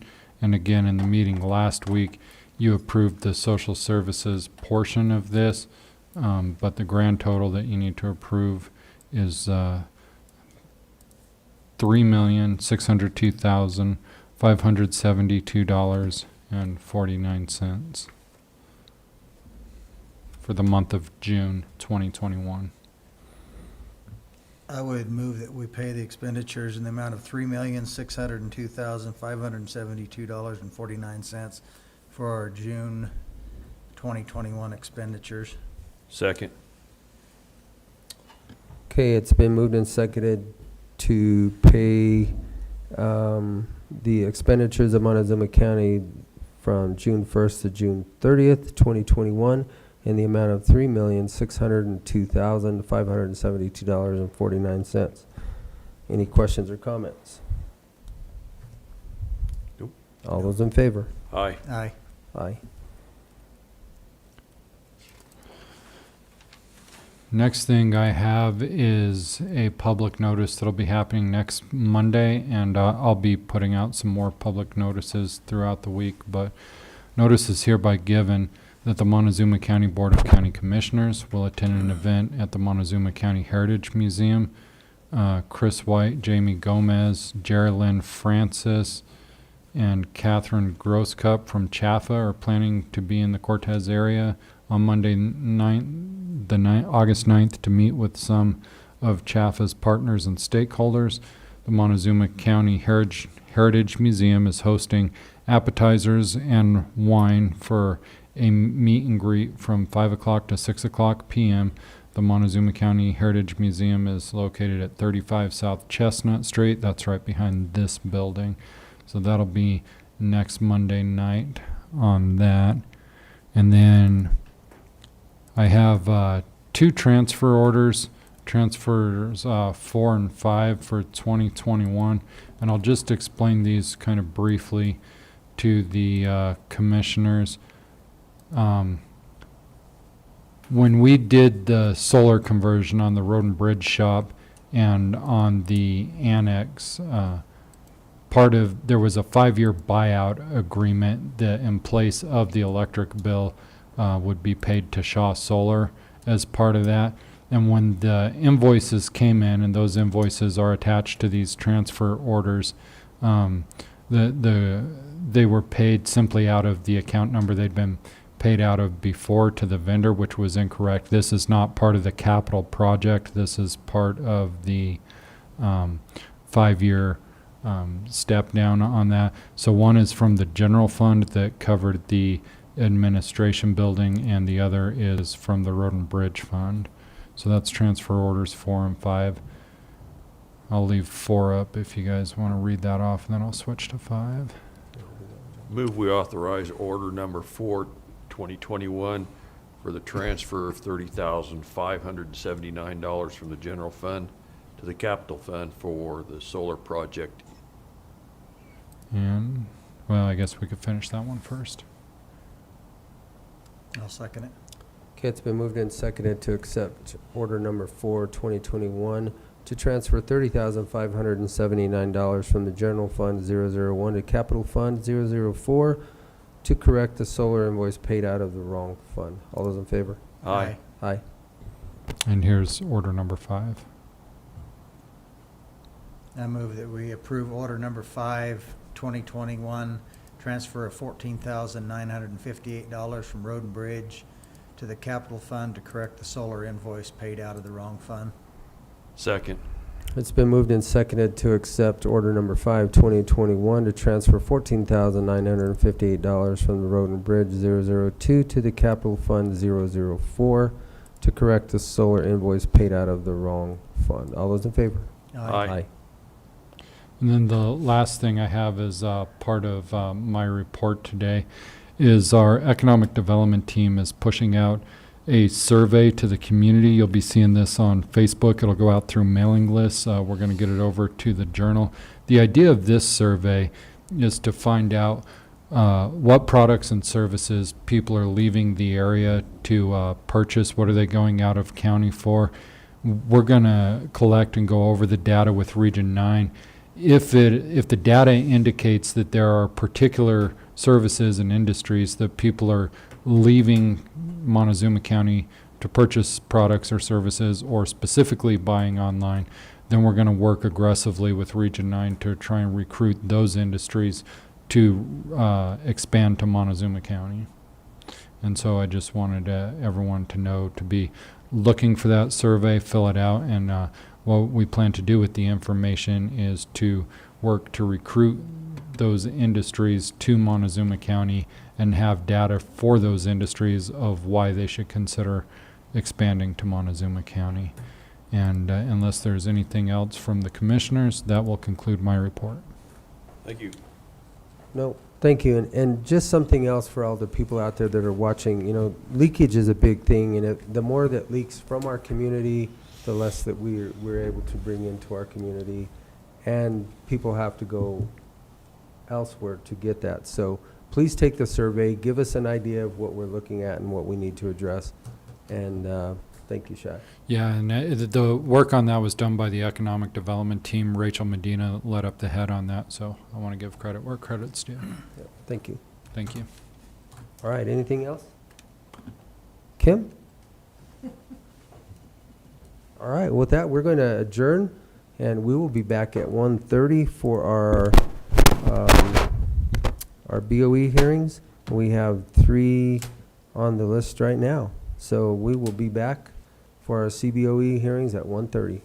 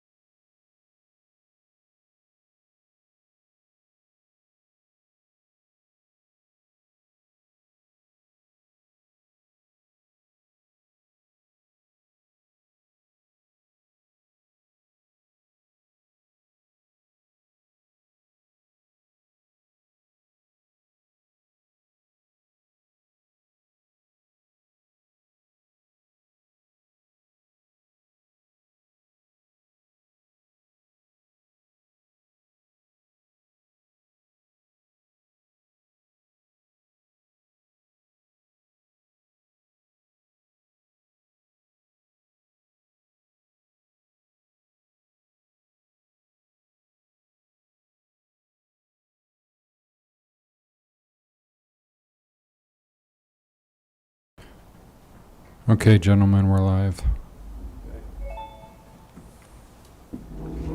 it is 1:30 and we will start with our CBO hearings. But before we do that, Mrs. Hughes was unable. I told her that I would give her the 3 minutes to come talk to us, and she could not hear the public comment session this morning. Good afternoon. My name is Barbara J. Hughes. Hope y'all don't mind I wrote it down so I wouldn't forget anything. I received a card in the mail with my new property tax valuation. Mine went from $23,000 to $85,000. And I have a 1997 single-wide trailer. I know they call them something else now, but they're trailers, on a regular size lot. I bought the property in 2007, so I've had it for 14 years. I bought it because all the other houses that they showed me were $150,000 or more and needed work. And when I found this mobile home for $66,000, I thought, well, I'm getting ready to retire, I can afford that. I filled out the card for the appeal and took it to the assessor's office. Nobody was there, so I put it through the window. I had a question about Colorado, if it had a cap on the annual increases. The state I just moved here from had a cap. They couldn't raise it more than a certain amount every year. And also, when you fill out that card for an appeal and you fold it and you return it, you don't have anything that tells you anything. You don't have anything that tells you when your deadline is or what your valuations are, nothing. So I took it over, turned it in, and it was on time. And I received a notice of determination saying that the assessor determined my value was $85,587 and that it was correct. The last line said, "We don't have your carport and we'll need to get the dimensions for that." I took this as a threat to raise it even more. I got a permit from the city. I actually had a personnel from the city to come and inspect it after it was finished and get it approved. I'm probably the only person in Cortez that actually got a permit and approval on their carport, but I did.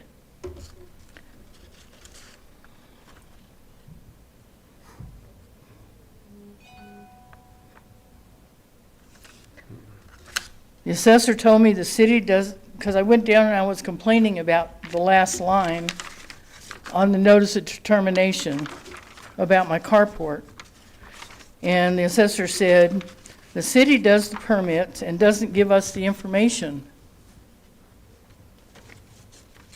Didn't make any sense to me, but the assessor's supposed to value the property. Why wouldn't they have the information? Okay. I took the notice of determination to the assessor's office, and it was closed for the flooring. Notice on the door said they'd be closed for 4 more days. I went again 5 days later, and it was still closed. The lady in the front office said they should be back no later than Tuesday. So I went back on Thursday and asked about a value cap and was told that they didn't know if there was one or not. To go across the street and speak with Administrator Powers. He wasn't in his office, he was at a meeting somewhere. He called me the next day. I asked him about the cap and he didn't know. He told me to speak with Commissioner Lindsay. He said he didn't know, but there would be a commissioners meeting on Tuesday at 9 o'clock, and after the meeting, I could have 10 minutes. I had written 2 questions on the determination and not filed an appeal. Didn't file anything on the back. I just wanted my questions answered. And let's see here. So a few days later, I get a letter from the Board of County Commissioners, I take it that's y'all, saying that I passed the deadline. Well, I didn't have a deadline to ask questions, I didn't think. I never appealed it again. I just wanted my answers to my questions. Is there a cap on annual valuation? Somebody should know that. It says in the paperwork that the assessor should know that, but they don't. And why don't you have information on my carport? Maybe the only person that ever had one permitted. I'm 73 years old and on a fixed income.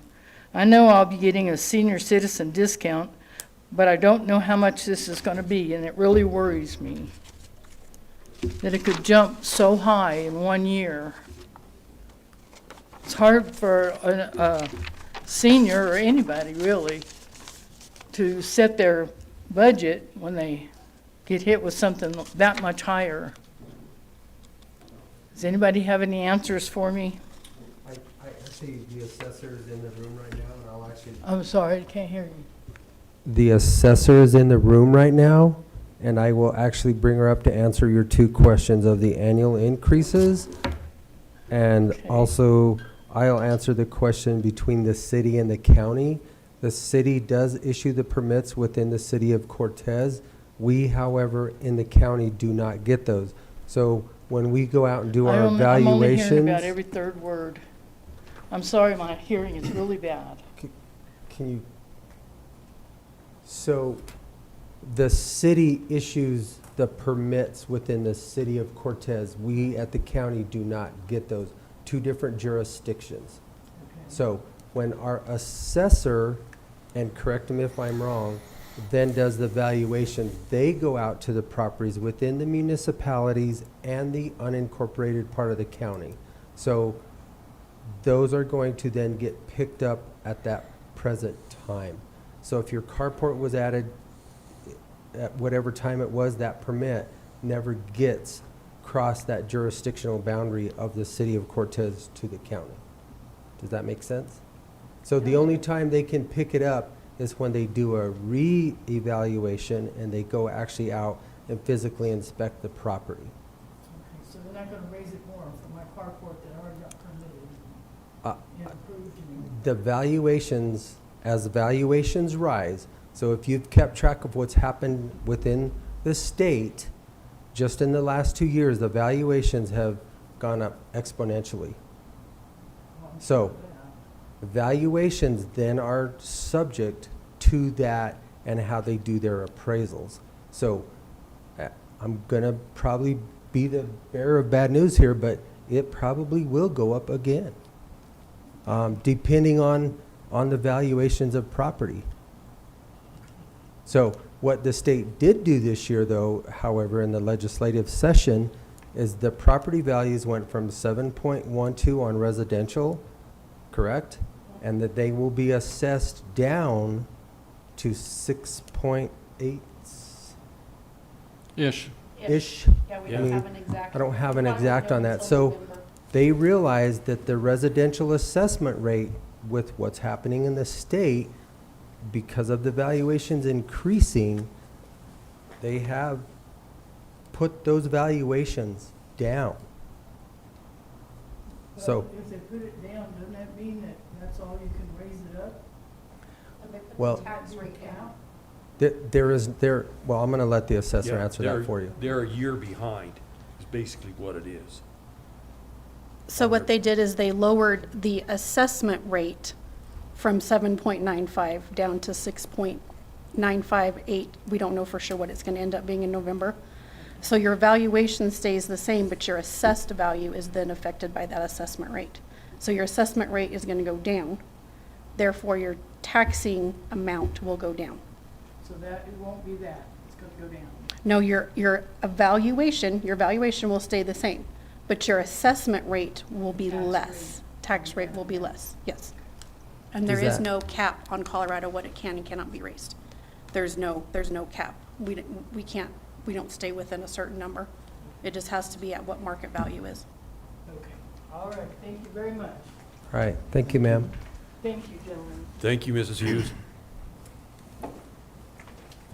Okay, with that then we'll go on to the first CBO hearing. Leslie? And this will be Stacy and Kendall, if you guys want to come to the front. You can sit down there. Nice to meet you.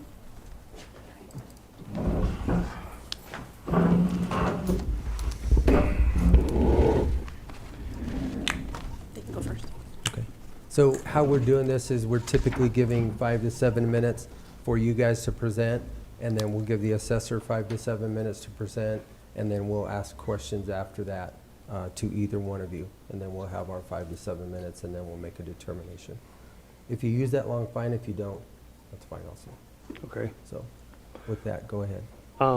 Well, yeah, ours taxes went up as well, just like almost everybody in the neighborhood, except for David Dowdy. Being it's state mandated, I don't really see how everybody's doesn't go up and somebody else's drops almost $50,000 when it's one of the nicer houses in the neighborhood. But anyways, I don't feel like my taxes should have went up at all, because the county basically has me living in the middle of an industrial park. I've got Henson's on the south side. I've got Cool Kid Customs on the west side. I've got KDL Construction on the north side. I got Pete Perry, which I don't know what Pete does over there. A boat storage yard, the old Century Telephone building, which changes businesses like people change their underwear. Max Pack, right just to the east of it as well, and an unpermitted pit bull dog rescue. Now, even if my property was valued, and my daughter's property, because she lives right next to us, and hers went up exponentially as well, I mean, like almost 100%. Even if it was valued at that, I don't think I could sell it at that. Because even if I was gonna, which I don't plan on selling this place, but when people learn that all of that stuff is around me, what am I supposed to do then? I don't have any recourse, because I've tried and tried and tried. And every time somebody wants to put in a business, it goes in. So. The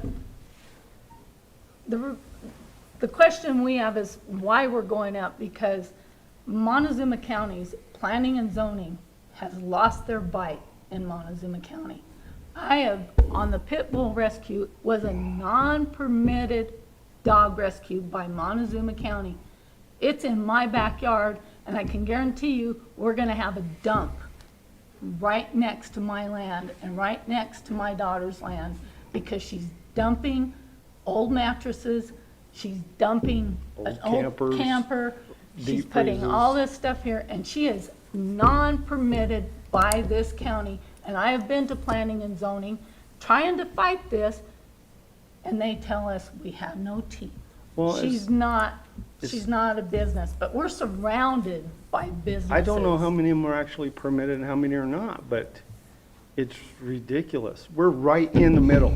If you look at a map, we are right in the middle of all of that crap, and we can't do nothing about it. We now have a towing yard I forgot about right out in front of our house. the impound yard. The impound lot. I don't know what his last name is. His first name is CJ. But It's for Mankus Towing. So- He is moving his business out there right in front by his, Right on his, behind the- on his land. right behind the Century Tel building. And I don't want to complain about CJ because he's keeping it over, he's not using all of his yardage, but what if he decides, I'm going to spread that right on out for the 12 acres that I have in front of our place? Then we'll have an impound lot there. Why is this not considered when our taxes are being Assessed. assessed? It doesn't, and the dog rescues, she's planning on putting in a RV storage right there by our house as well.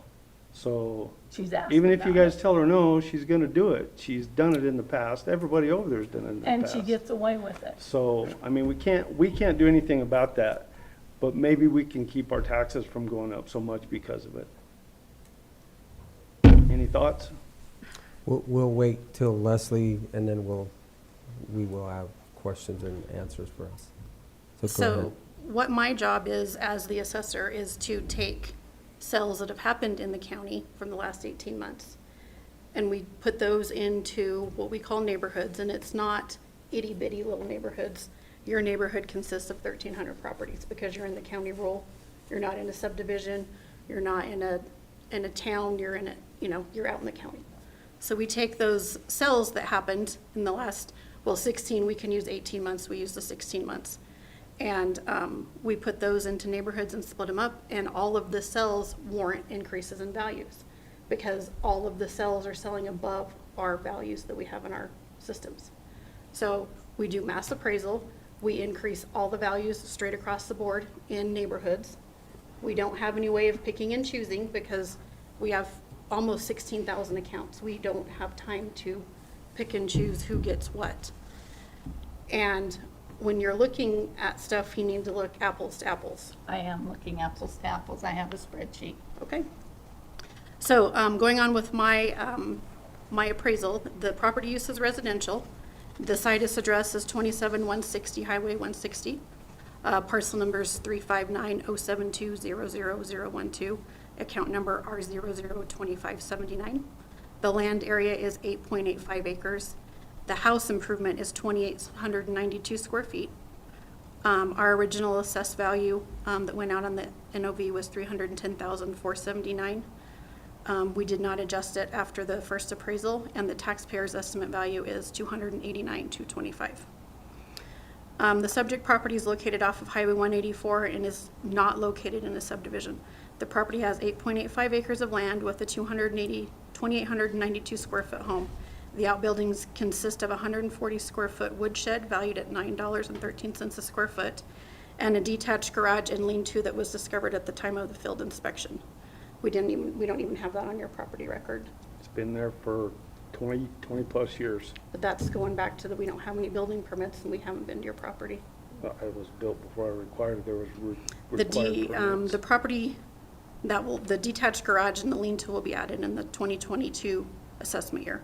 The property is located in the 3380 County Road neighborhood where all 1,300 properties were adjusted to the market. The subject property is currently priced at $74.78 a square foot, and the indicated value of market appraisal was $340,000.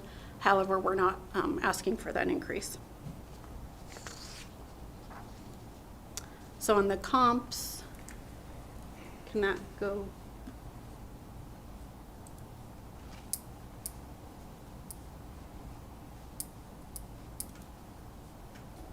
So the comps I used, 16,818 Highway 145, 27,425 Road M, and 16,540 Road 28.4. I tried to stay really close within your neighborhood cells. We had a sale price of $224,000, $265,000, and $370,000. And after the increases and decreases of the comparables, we came with a $340,000 indicated value, which, like I said before, we're not asking for that value. It just proves, though, of what the market is doing in that area. All the sales are going up, the values are going up. So if all the values are going up, how come David Dowdy's didn't go up? I don't know, I can't speak about David Dowdy. His went down 43,000. I believe He's our David Dowdy neighbor. is in a subdivision. He has a No, single he's lot not. development.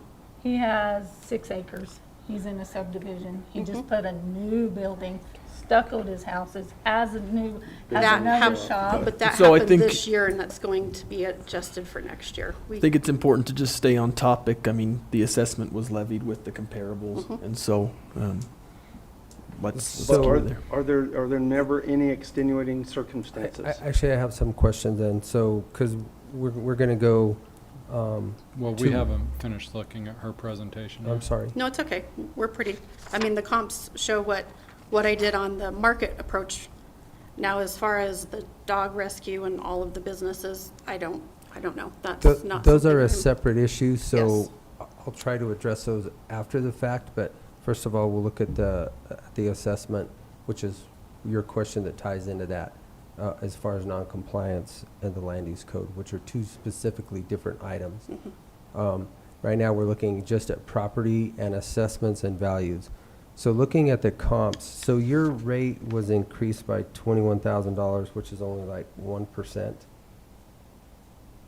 Is that, I mean, Well, basically? their 2019 and 20 value was the 389,225, and it got raised to the 310,479 for 21 and 22. And that's where we're asking it just to stay. Which that difference is 21,000. So it's very minimal. So I have a question then, or this is not a question, this is a comment. We have been very aggressive here in the last 6 months with the land use code and non-compliance, as far as getting people in compliance with the land use code, because as you stated, there are a lot of things that are non-compliant. And it's not just at your residence, but the entire county. And every time we get a complaint now, we are aggressively seeing what they are non-compliant with. Letters are being issued. However, that's a different issue. If you want to bring that letter forward to us, or if you have it, you can leave it today. Well, I've been to planning and zoning several times, and they tell us they can't do anything, but I can. If it's To the non- department or to the you commission? guys. If it's Huh? non-compliant. To the planning commission or the planning department? The planning department. Okay. Because it was denied by the planning commissioners when it went in, so. So if it's something that's non-compliant and we have an actual letter that says, hey, this property located at da-da-da-da-da is non-compliant, and then we can actually do the research, find out what the non-compliance is. However, that I want to keep as a different subject. Right now, I need to focus on just the valuations of the property. So we can have that discussion after the fact. That is actually part of how a property should be evaluated with all that crap around. Well, I mean, so- I understand that you guys are working on that, other stuff. But if somebody came in tomorrow and wanted to buy my house, if I had it for sale, you guys are still working on it, and it's still not gonna be worth what you say it's worth. And I do have a question. So the house on Road M that you compared us to, do they have all these businesses around them? No, I wasn't aware of any of the businesses. I just do market. I don't, I don't, planning and we don't communicate on where the businesses are at and what's going on. I just have to look at the sales So and we put the go- values on the properties. We go by state mandate, I guess. And That's That's actually exactly what what I we, have to do. we actually go by the statute of the CRS of what the assessed value rates are. Like I was trying to inform the lady ahead of you, that those are set by the state. And a lot of those values, all of the values, we just have to go with the residential assessment rates that are handed by the state. So she has to use the comps just as if it was sold today, it would be a comparable for a different analysis tomorrow. And there are So- no extenuating circumstances. I can't answer the question of That's a- the property across the street. That could be a separate, the But- circumstances with what's going on with the land use codes and stuff could be a totally separate situation from what I'm doing. Well, no, the point I'm trying to make is, if those devalue my property, which I'm sure they do, is there anything that we can do about this? Well, Or I are we would, just gonna go with the state mandated? I would here you say go?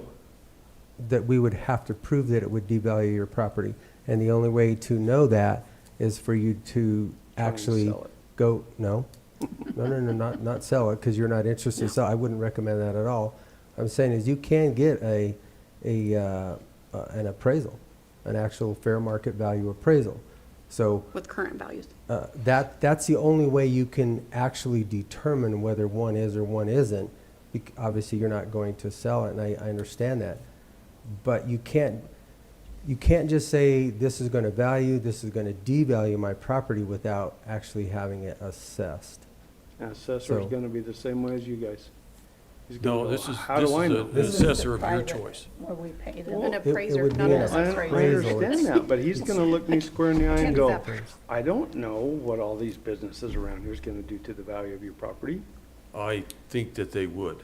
So, Some of these guys are really good at this.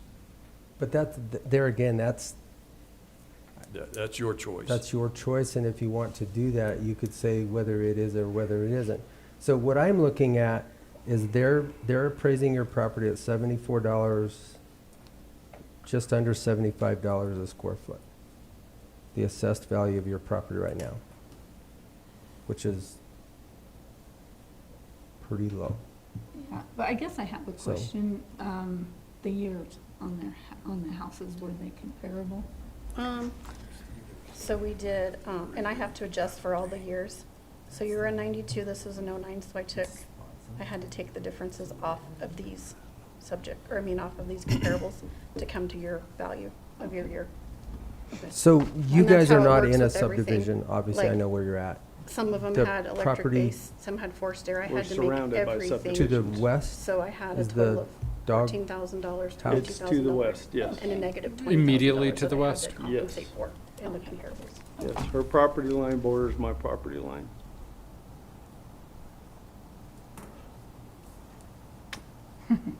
Unfortunately. Okay. So do you mind leaving a letter or I an can email? work a letter don't- up. Yes. Yeah. Address it to the To the commission. land use, or Okay. concerning the land use code and non-compliance, and to the properties and the addresses. Okay, Okay. that's We kind are of a separate very issue, but we have been very about this aggressive. stuff in the last 6 months, trying to clean some of this mess up. Okay. Maybe work further north. Yeah, we've been down south. Well, we've we're- actually been all over. However, We're starting to have an effect, but just, so at the valuation, this only changes $21,000. And we understand that. I Our can't, concern was, you know. Next year and the year after and the year Right. after, when businesses keep coming in and businesses keep going in around us, which there's room for growth with businesses. And I don't know why people want to turn that into another Dolores or whatever, but it seems like it is. And I really think that it's going to affect the value of my property. I really do. And my daughter's property. Now, she's here today and she's the next case. So, I mean, unless she just wants to say something, she's going to have the same arguments that we have. Exact same arguments with the businesses and the dog rescue and all that stuff. So, I mean, Except comparable, we're done with us, right? Yeah. Yeah, we're done with us. So, we can move on. okay. So, questions, comments? Well, we have no way of knowing that it's going to devalue your property unless there's a independent I don't know. deal done. then I have to We pay just somebody don't to know. do Yeah, I that. think they're about So $500 even if I got that done and they said it would, are you gonna do something then or what? Or are we could still gonna go continue off the of state mandated I percentage think what- hikes? I mean, No, I is think it, if, honestly, in my office, if we could prove that it was something that was detrimental to a sale or, you know, the value going forward, we could do an external depreciation on the property, but we would have to have the documents to prove it.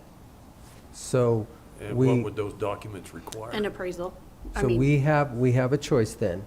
If you would like to go ahead and get an independent appraisal of a third party, not our assessor, you can do that, then bring it back, and we could continue this if you would like, or we can go ahead and make a determination on the $21,000 today.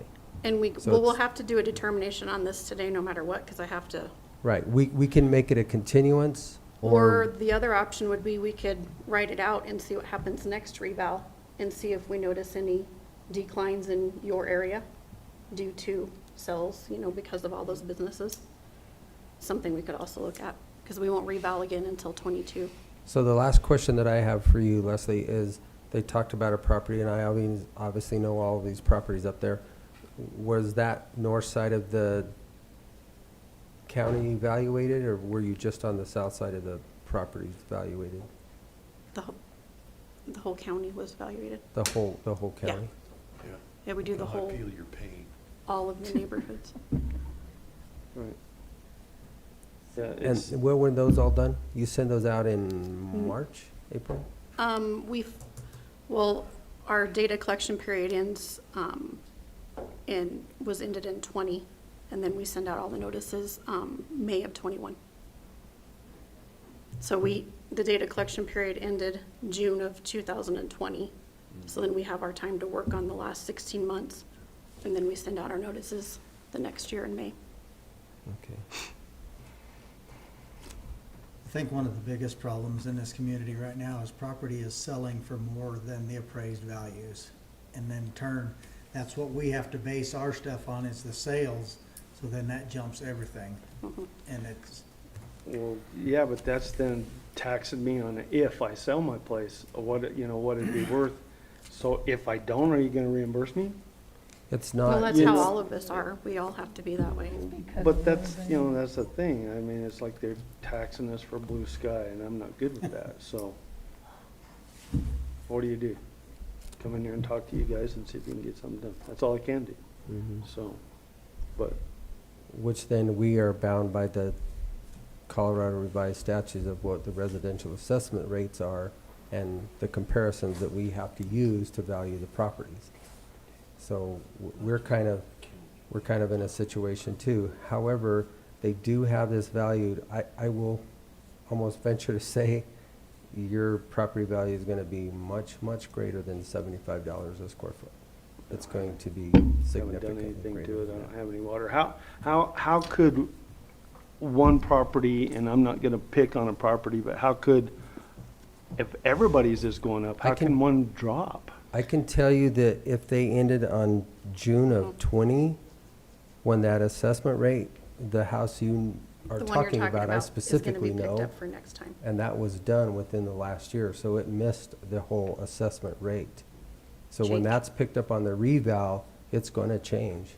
And then they'll be sitting in here. Because you're correct. I know exactly what house you're talking about. Yeah. and It has been totally redone. So do we, and But it's flagged. as it ended in June of 20, we're behind. We're always a year behind. So now we're in June of 2021.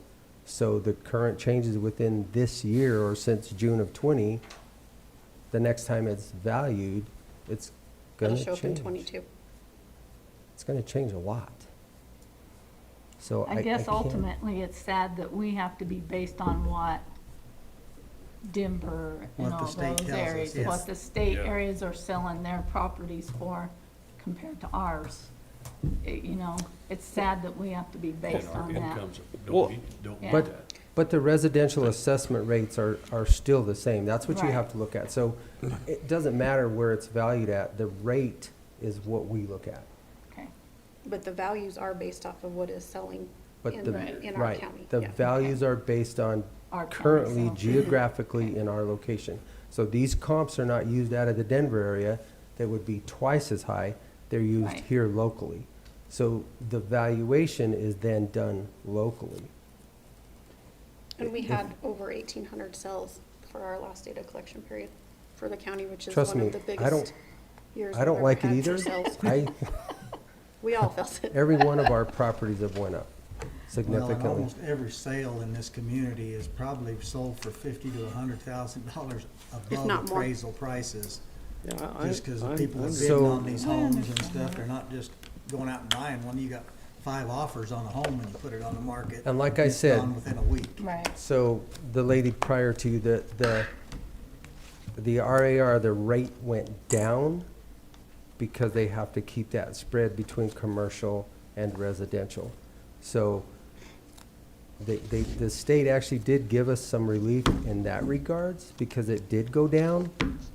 However, the values have went up, so it changes it, but, And I have to tell you, Leslie and her staff have been really fighting for taxpayers of Montezuma County. They've been working hard to hold it down.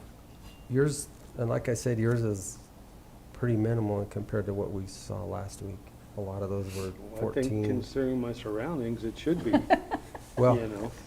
So, but anyways, our three options so that we can get this, and I don't take no more of your we time. can, we is- can continue this. You can get an appraisal. And then if, Well, we can't continue, we have to make a decision today on this part. okay, Because I have to go on with values and get everything done. But it can be where if they're gonna get an appraisal, we could revisit it. You know, I have until the end of the year to revisit it. But we have to get a decision made on what we're doing today, what- and then we can, just so they can make an educated decision too, what is the valuation of the $21,000 that it increased? What is that in dollars and cents? I don't know, I don't even know what their mill levy is, because So, I don't usually I do the would tax say part of get it. with Leslie before you actually go do that, because an appraisal is probably gonna cost you, I'm guessing, More than the increase. $500 to $1,000. Oh, it's probably gonna be only 500 like to $100 $1,000. to $120 for the year. This is gonna be very minimal in comparison to that. It may take you 10 years to regain that. So just kind of look at that before you make a decision based on that. Right. And if So- values do go down or stay the same, you won't see, I mean, and we have had decreases in our values also. Right. So, I mean, it just goes along with whatever's going on with the market is what we're going to adjust to. But you said we had three options today. We could get an appraisal, we could continue this Well, and just let it ride. And maybe I don't Yeah, think that- continuing it is the right term. No. We have to come up Right, with right, a right. determination today. So, and then your other options, I would say two options. Get an appraisal and we can revisit it. Or let it ride and see what the next reval does, if it increases it again, or if it stays the same, or, you know, what happens to your neighborhood. And we can visit it, you know, in 22, when we redo it again, we can also look at it again. that's what we'll do then, and hopefully some of that mess will be cleaned up and I'll be happy. Well, that. You know so- what I Take mean? us that So long. again, it may, I mean, but we've gotten a lot So- done in the last 6 months, so I'll take please care of leave that. Just bring the letter to check. I mean, Because if that's- it's non-compliant with the land use just email code, it to him. we are working Just on email it to non-compliance in the land use code. However, there are a lot of properties in this county that we are working with. But as far So- as percentages, I have a very high percentage right around me, so Will please. you write us a letter and we'll look into it? Yeah. Okay. But- Mm-hmm. I know, she burns So, all right. Yeah, come this time Our next year, neighbor we burns our probably won't church have a house to all worry the time. about the way Those she days so burns Gentlemen. hers, so. I Anyway, didn't hear anything. but, okay, But the neighborhood you're in out there, for what we've been looking at today, you're uptown. You're uptown. how come I don't feel like it? You should I roll don't along like with it us. when I have a pit You bull know? showing up in my backyard. I have a 2.5-year-old grandson, so, Well, we yeah. can address that with Yeah, Yeah. we're gonna look at that. So please get that I'll to get us that taken right care away, of. Yeah. Kendall. All right. So gentlemen, it comes back to us then. We actually have to make a determination today on this residential piece of property. Well, from everything we've decided, I would move that we accept the value recommended by the CBOE at this time, and then we'll revisit it when you decide whether you want to. Basically at the next reval At the next reval, or Mhm. I think that's or what appraisal. they decided. Second. Okay, it has been moved and seconded to leave the residential property located at 27160 Highway 160, parcel number 359-072-000112, account number R002579, and the recommended value assessed to the CBOE of $310,479. All those in favor? Aye. Aye. Aye. Okay. I'm gonna Please. stay here. Oh, Because I'm with my okay. daughter.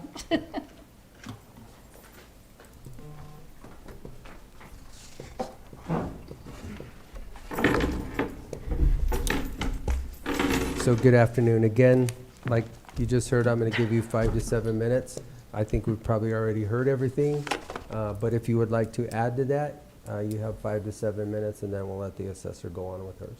Okay, So- yeah, I have a couple things. So mine went up $95,000 out of everybody in the area. The next highest went up 63. That's a $60,000 difference. 35,000, yeah. Whatever. It's a big difference. 1,300 homes were included in the area that my house is in. What's that radius? Does it include houses with water? Does it include how much land? Like, all of that. What does it include? I have to get an appraisal now to prove all this stuff is going to devalue my property. I'm a single mom. I am on one income. Now I have to pay $1,000 for an appraisal to do this. I guess the one thing I have to say for her, and I did a spreadsheet, apples to apples, with the modulars in their home, and we understand the modulars were purged. But hers went up 95,000. The next highest was 63. That's a $32,000 difference in her home. She has 5 acres. There's one mobile home in front of us, $52,434, 12 acres. Is it a purged mobile though? I don't know. It's a double wide mobile. It's in a, I don't know, that subdivision has changed so many times. It's Smith's. It's the one that has the towing company. Because the thing that happened this year is all of the purged mobile homes where you purge the title and they become permanent to the land where you can sell them with the deed, those sold like crazy. We have 1,200 of them and 900 of them sold. I would say Or 90 her, of them I sold, would sorry. say Smith's were purged. So, when I did your appraisal, so the thing that's kind of a little different with a lot of the homes, I think, in your area is your year built, your 2016. The closest I could find a year built on that was 2005 in your neighborhood. So I get hit for having a newer house? Yeah, that's how it depreciates. So again, what's the radius that I'm included in? Well, if you'd like to, here's the map of your appraisal. I guess what I'm asking is how far down on, like, Lebanon does it go to include houses with water shares and stuff like that? So See when a what I'm sale getting at? happens with the water, anything water included, the sale gets denied because we don't compare water. So it doesn't even come into play. So if someone has 50 shares of irrigation, it does not affect your value. It's not a sale that we can't include water, we can't include personal property, we can't include any of that stuff. We have to look at the home and the land only. So I guess my question on the mobile homes being purged, we have Mr. Kennedy down the road. He has 12.28 acres. He was appraised $7,183. So. He's not a purged mobile. Really? That has been there forever on his land. But that doesn't mean that they purged it. It means that they still have a mobile home account and then they pay separate real property Okay, so account. I They see don't what have you're them put saying. There's- together.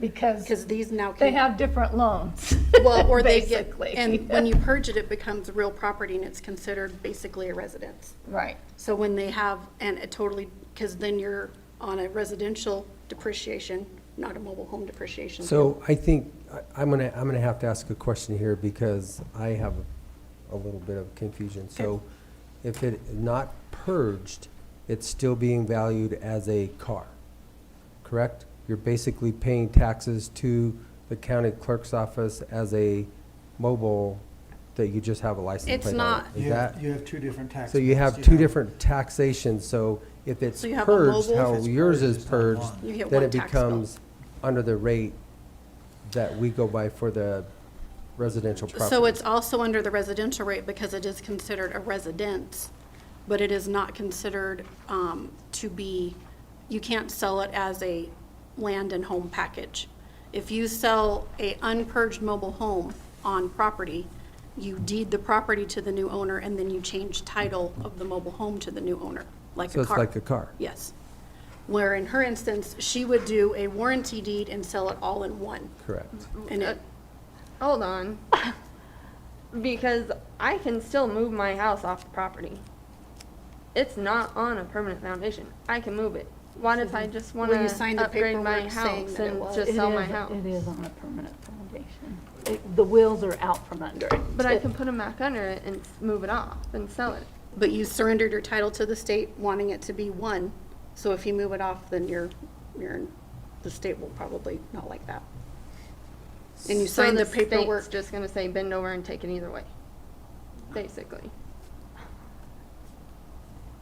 So Oh, there's I mean- When you actually, purge a home, they make you take the axles and everything out from under Yeah. it. It becomes a permanent foundation. It is no longer a mobile home. Right, it's It is it's a, It's a home. it's It is a permanent. home, a residence. It's a small modular, but I guess what we're saying, we get a little bit of an increase, but 95,000, that raised her taxes from 700 and something to 1,200 and something, which in turn raises her house payment. She's a single mom, you know? It's, so 95,000 just seems way up there compared to 52, 16, 56, 63. So I'm gonna let her go ahead and finish with the comps, because that may answer the rest of the questions that I have, and then we'll go back to questions. So the comps I used, it's on 16997 Road 22, 12773 Road 25, and 27222 Road P. Selling prices of 170, 265, and 180. Dates of sales, there's a typo, that's supposed to be 2019 on that last one. Lot sizes, 5 acres is the subject, 3, 5, and 3.21 are the other. Year built, 2016, 1996, 05, and 1976. Adjusted for all the living spaces, hers was the smallest living space, so that's why you see the negatives by all the other comps. They all had forced air, all the same siding, same roofing, bathrooms, bedrooms. Qualities, her mobile is on at fair.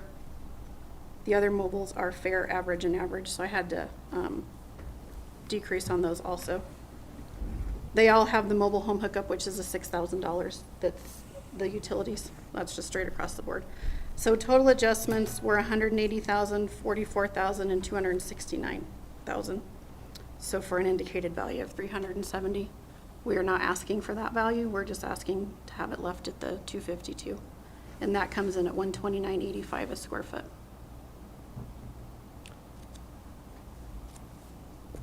Okay. So I have a question, because I just did the math. That is a 62% increase. That seems, that's pretty high for, even if it's a purged home.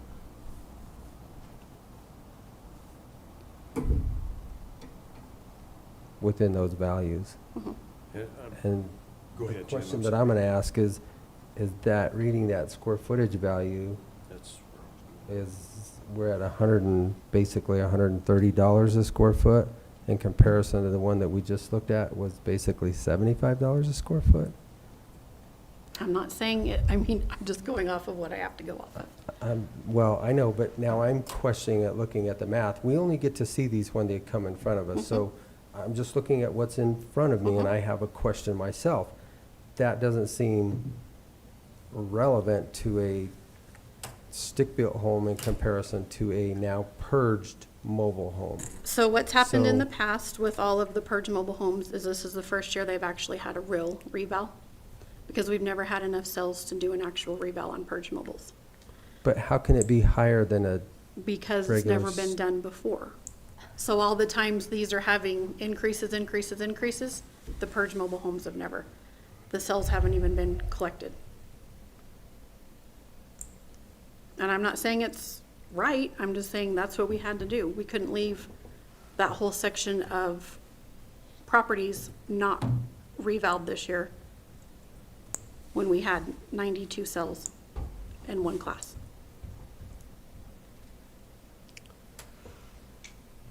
Okay, that's my question. Gentlemen, do you have? That was my question, was the inequality of the square foot valuation.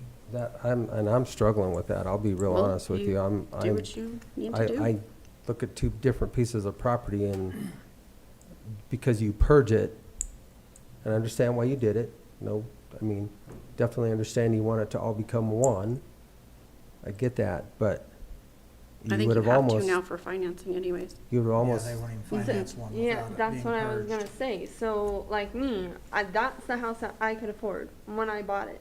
And there's a reason why it was wrapped up into my loan, because I had to put the land down as a down payment. sure, so that it becomes one. Yes, so the people like me who can only afford a house like that, that is less than $100,000, we get hit almost $100,000 tax increase compared to my parents' house that's worth 3 times as much as mine.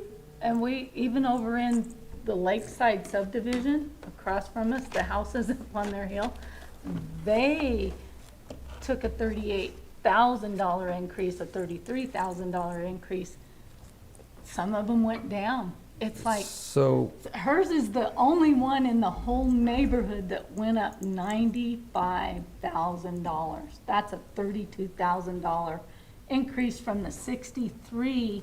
The next highest was 63,749.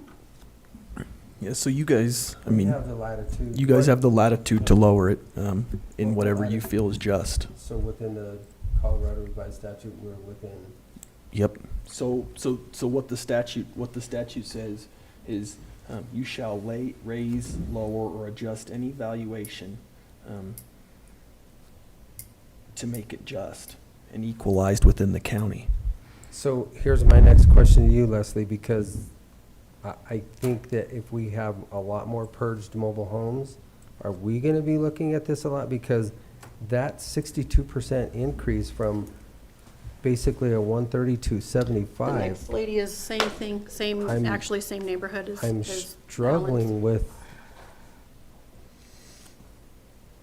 And again, I understand why you had to do what you had to do, And that's I the only way understand gonna where you're get your coming from, and financing. like I said before, I'm not saying it's right, wrong, or indifferent. I just have to present you with the papers that I have to Right, present with you. and I get that. And that's what our value is justified off of, is the sales that happened on purged mobiles only.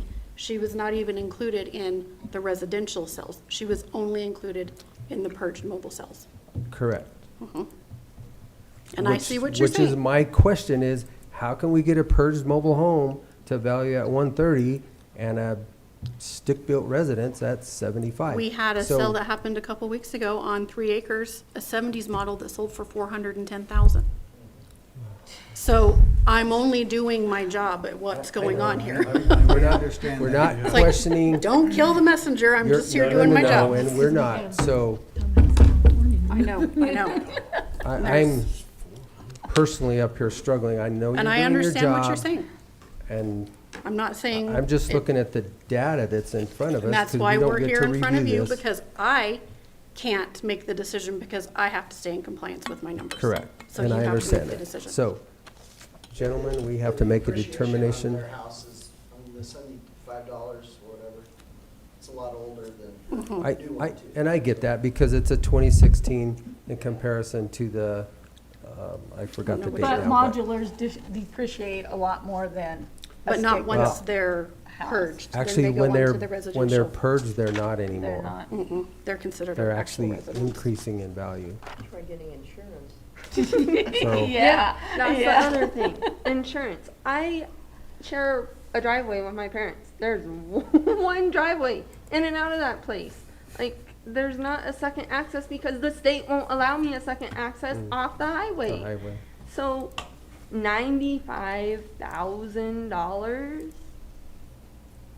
Gentlemen, do you have questions? No, I think that's a huge jump for a deal like that.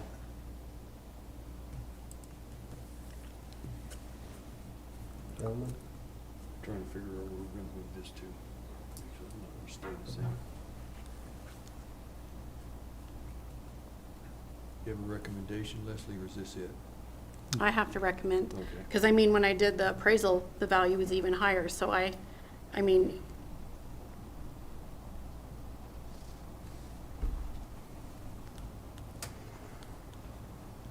I just think that is a little, I mean, it's just excessive. And to try to combat it, I have to pay $1,000. I don't have $1,000. If you want to I'm assess not it. disagreeing with you, I'm not, I mean, I'm looking at the math also. It's It's presented to excessive. me also. And again, I appreciate the job that you were doing, I know you have a job to do.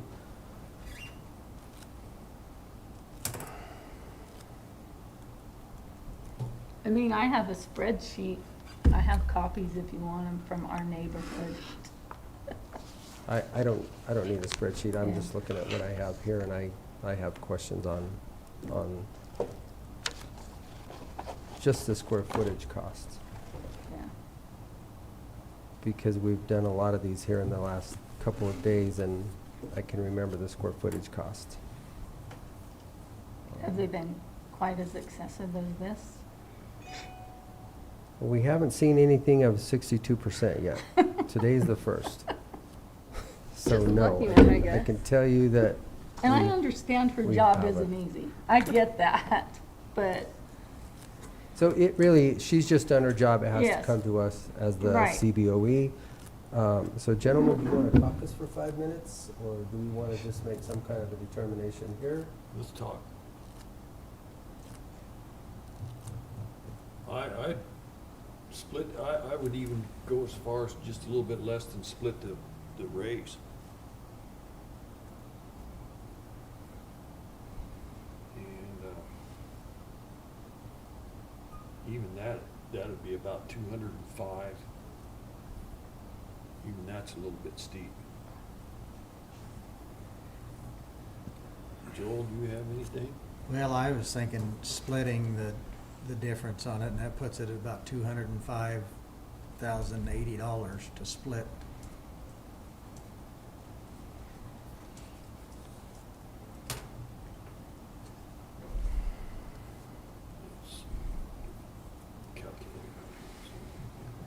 So the market value you're saying is the 370,000, and your recommended value is the 252. mhm.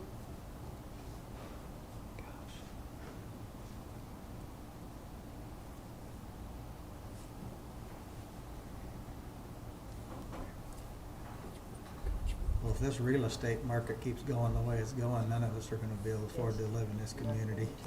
Anybody that's working for a living, that's, I'm gonna go buy a shack and sell it for $500,000. I know a shack, you can't sell them for $500,000. Apparently you can.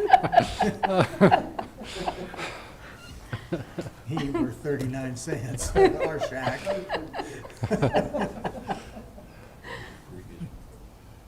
Previous valuation.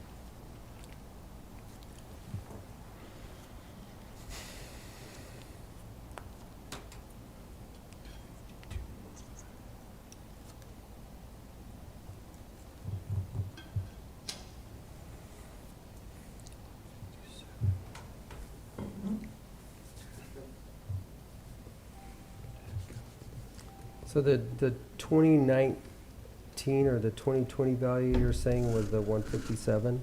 Yep, 157, 180.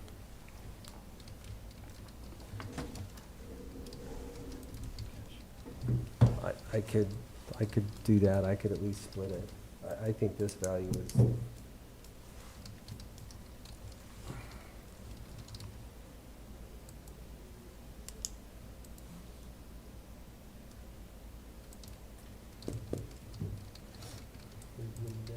No, I think splitting it would be a fair deal at this time.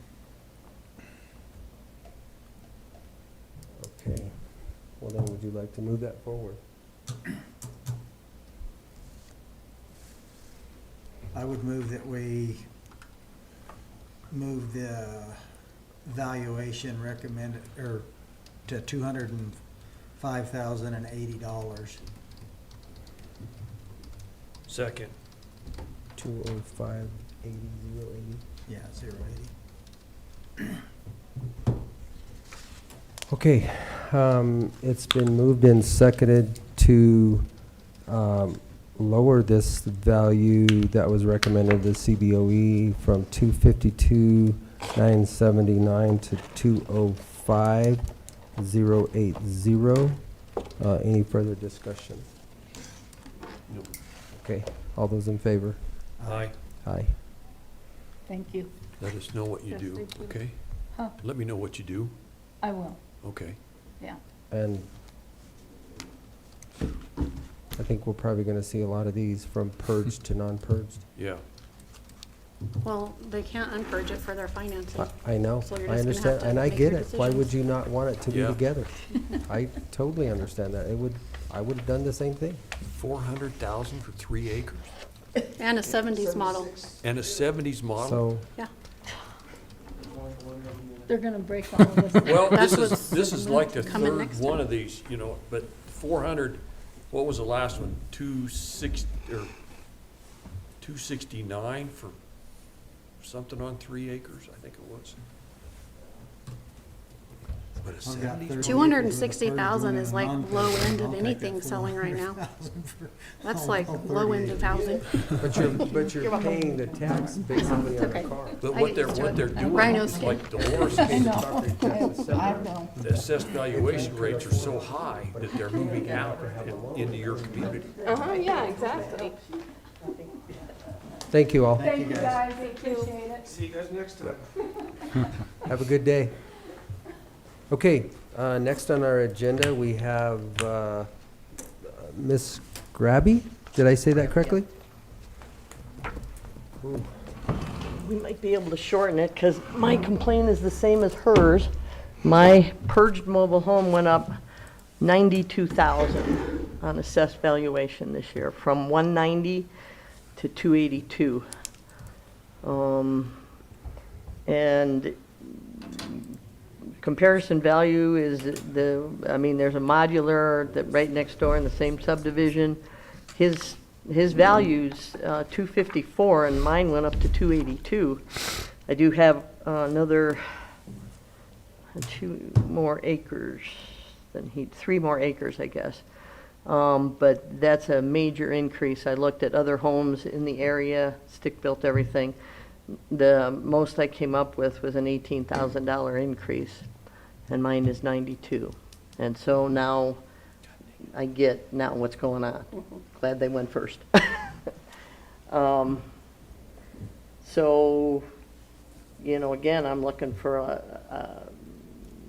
you probably want to, I'm not going to. No, you're fine. I don't have the square footage or price and everything, that's, but basically that's my complaint, is the higher values. I compared several in the neighborhood. Some of them decreased a couple percent, stick-built homes and stuff, and now I'm seeing maybe why mine is the only mobile home I could find in the area. Yeah.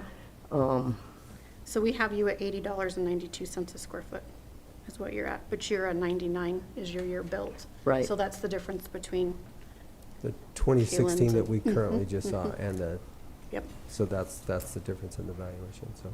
Okay, if you're done, I'm going to go ahead and let our assessor go next. Go for it. Okay. So I have it, property use at residential, the site address is 12838 Road 24.5. Parcel number is 611-101-01003. Account number R007189. 13.8 acres, 1,624 square feet. Original value of $282,313. That was denied during protest period, and taxpayers' estimated value is $190. So the subject property is located 5 miles north of Cortez off of Road N in Deer Run Ranches subdivision.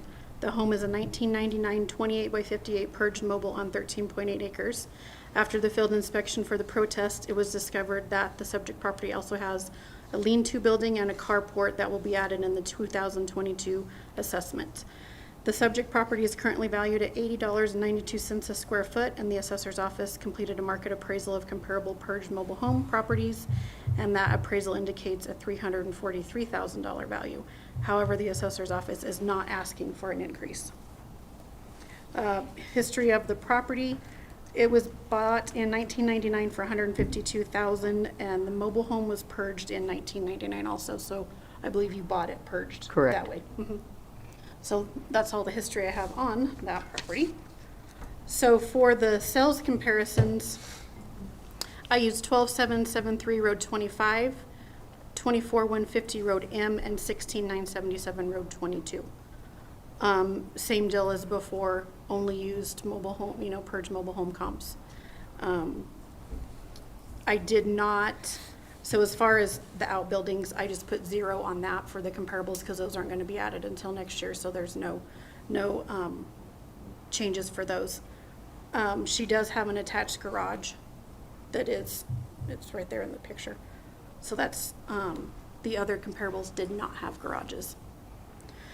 All had forced air, same siding, same bedrooms, bathrooms. It's just basically square footage in year and selling price is what we're going off of on these. Had an $83,000 adjustment, a $118,998, and $184,944 on the appraised values.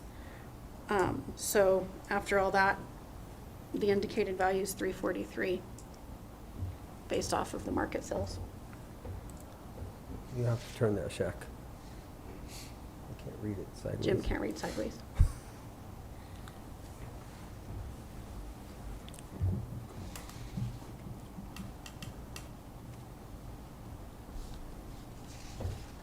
So then this one did depreciate in value in comparison to the 2016 model, from 130 to 80.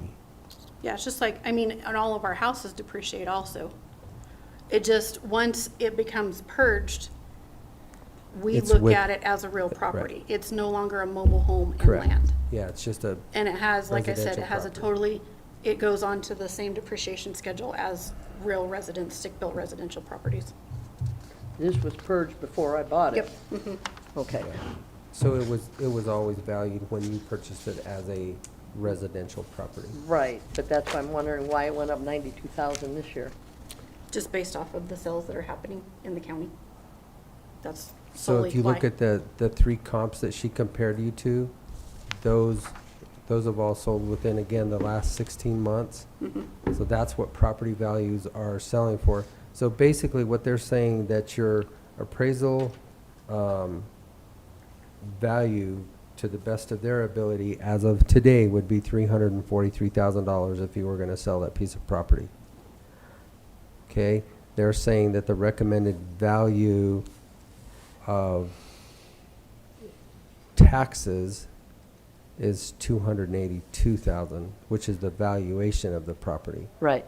Okay. However, again with this one, I struggle with this. And I know exactly what you're doing and what you're saying, but the market. I called the insurance company. I can't Geico to insure me. They won't insure a 20-year-old mobile home. So you can say what you want about that, but then there's other factors involved too. And if you compare it to the stick built or the modular, because modulars you can insure easier than a mobile home. This one's right next door, and you're valuing it at $253. And it's actually got more square footage in the home, but less acreage. So. 236, 150. Okay. I think this is going to be easy because of what we just did. So, gentlemen, if you have any other questions or comments, if you'd like to move it forward. I'll move it forward. Make a motion, we reduce the valuation of this 236, 156. I'll second it. Okay, it's been moved and seconded to move the recommended value of property located at 12838 Road 24.5, parcel number 5611-101, 01003 and the account number of R007189 to the value of $236,156. All those in favor? Aye. Aye. Okay. Thank you. Yep. Thank you, Leslie. Sure, thank you. Okay, gentlemen, that is the end of our CBOE hearings, unless Leslie or...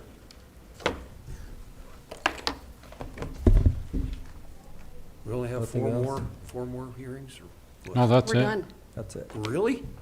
That's it. I was set for, we used to do 6-8 weeks, that day. Leslie's a little more efficient and fair than you guys were back then. Burn up calculators. Thank sitting you, up have a here. good day. Thank you, guys. I appreciate it, and I realize you're just doing your job, but thank you. Well, it's gonna go back up next time, because I know. your value only stays for 2 years. It will change every 2 years. Every value is going to change. We are still on YouTube until you guys adjourn. All right. So, go ahead. Motion to adjourn. Second. All right. It has been moved and seconded to adjourn this county commissioners meeting for August 3rd, 2021. All those in favor? Aye. Aye.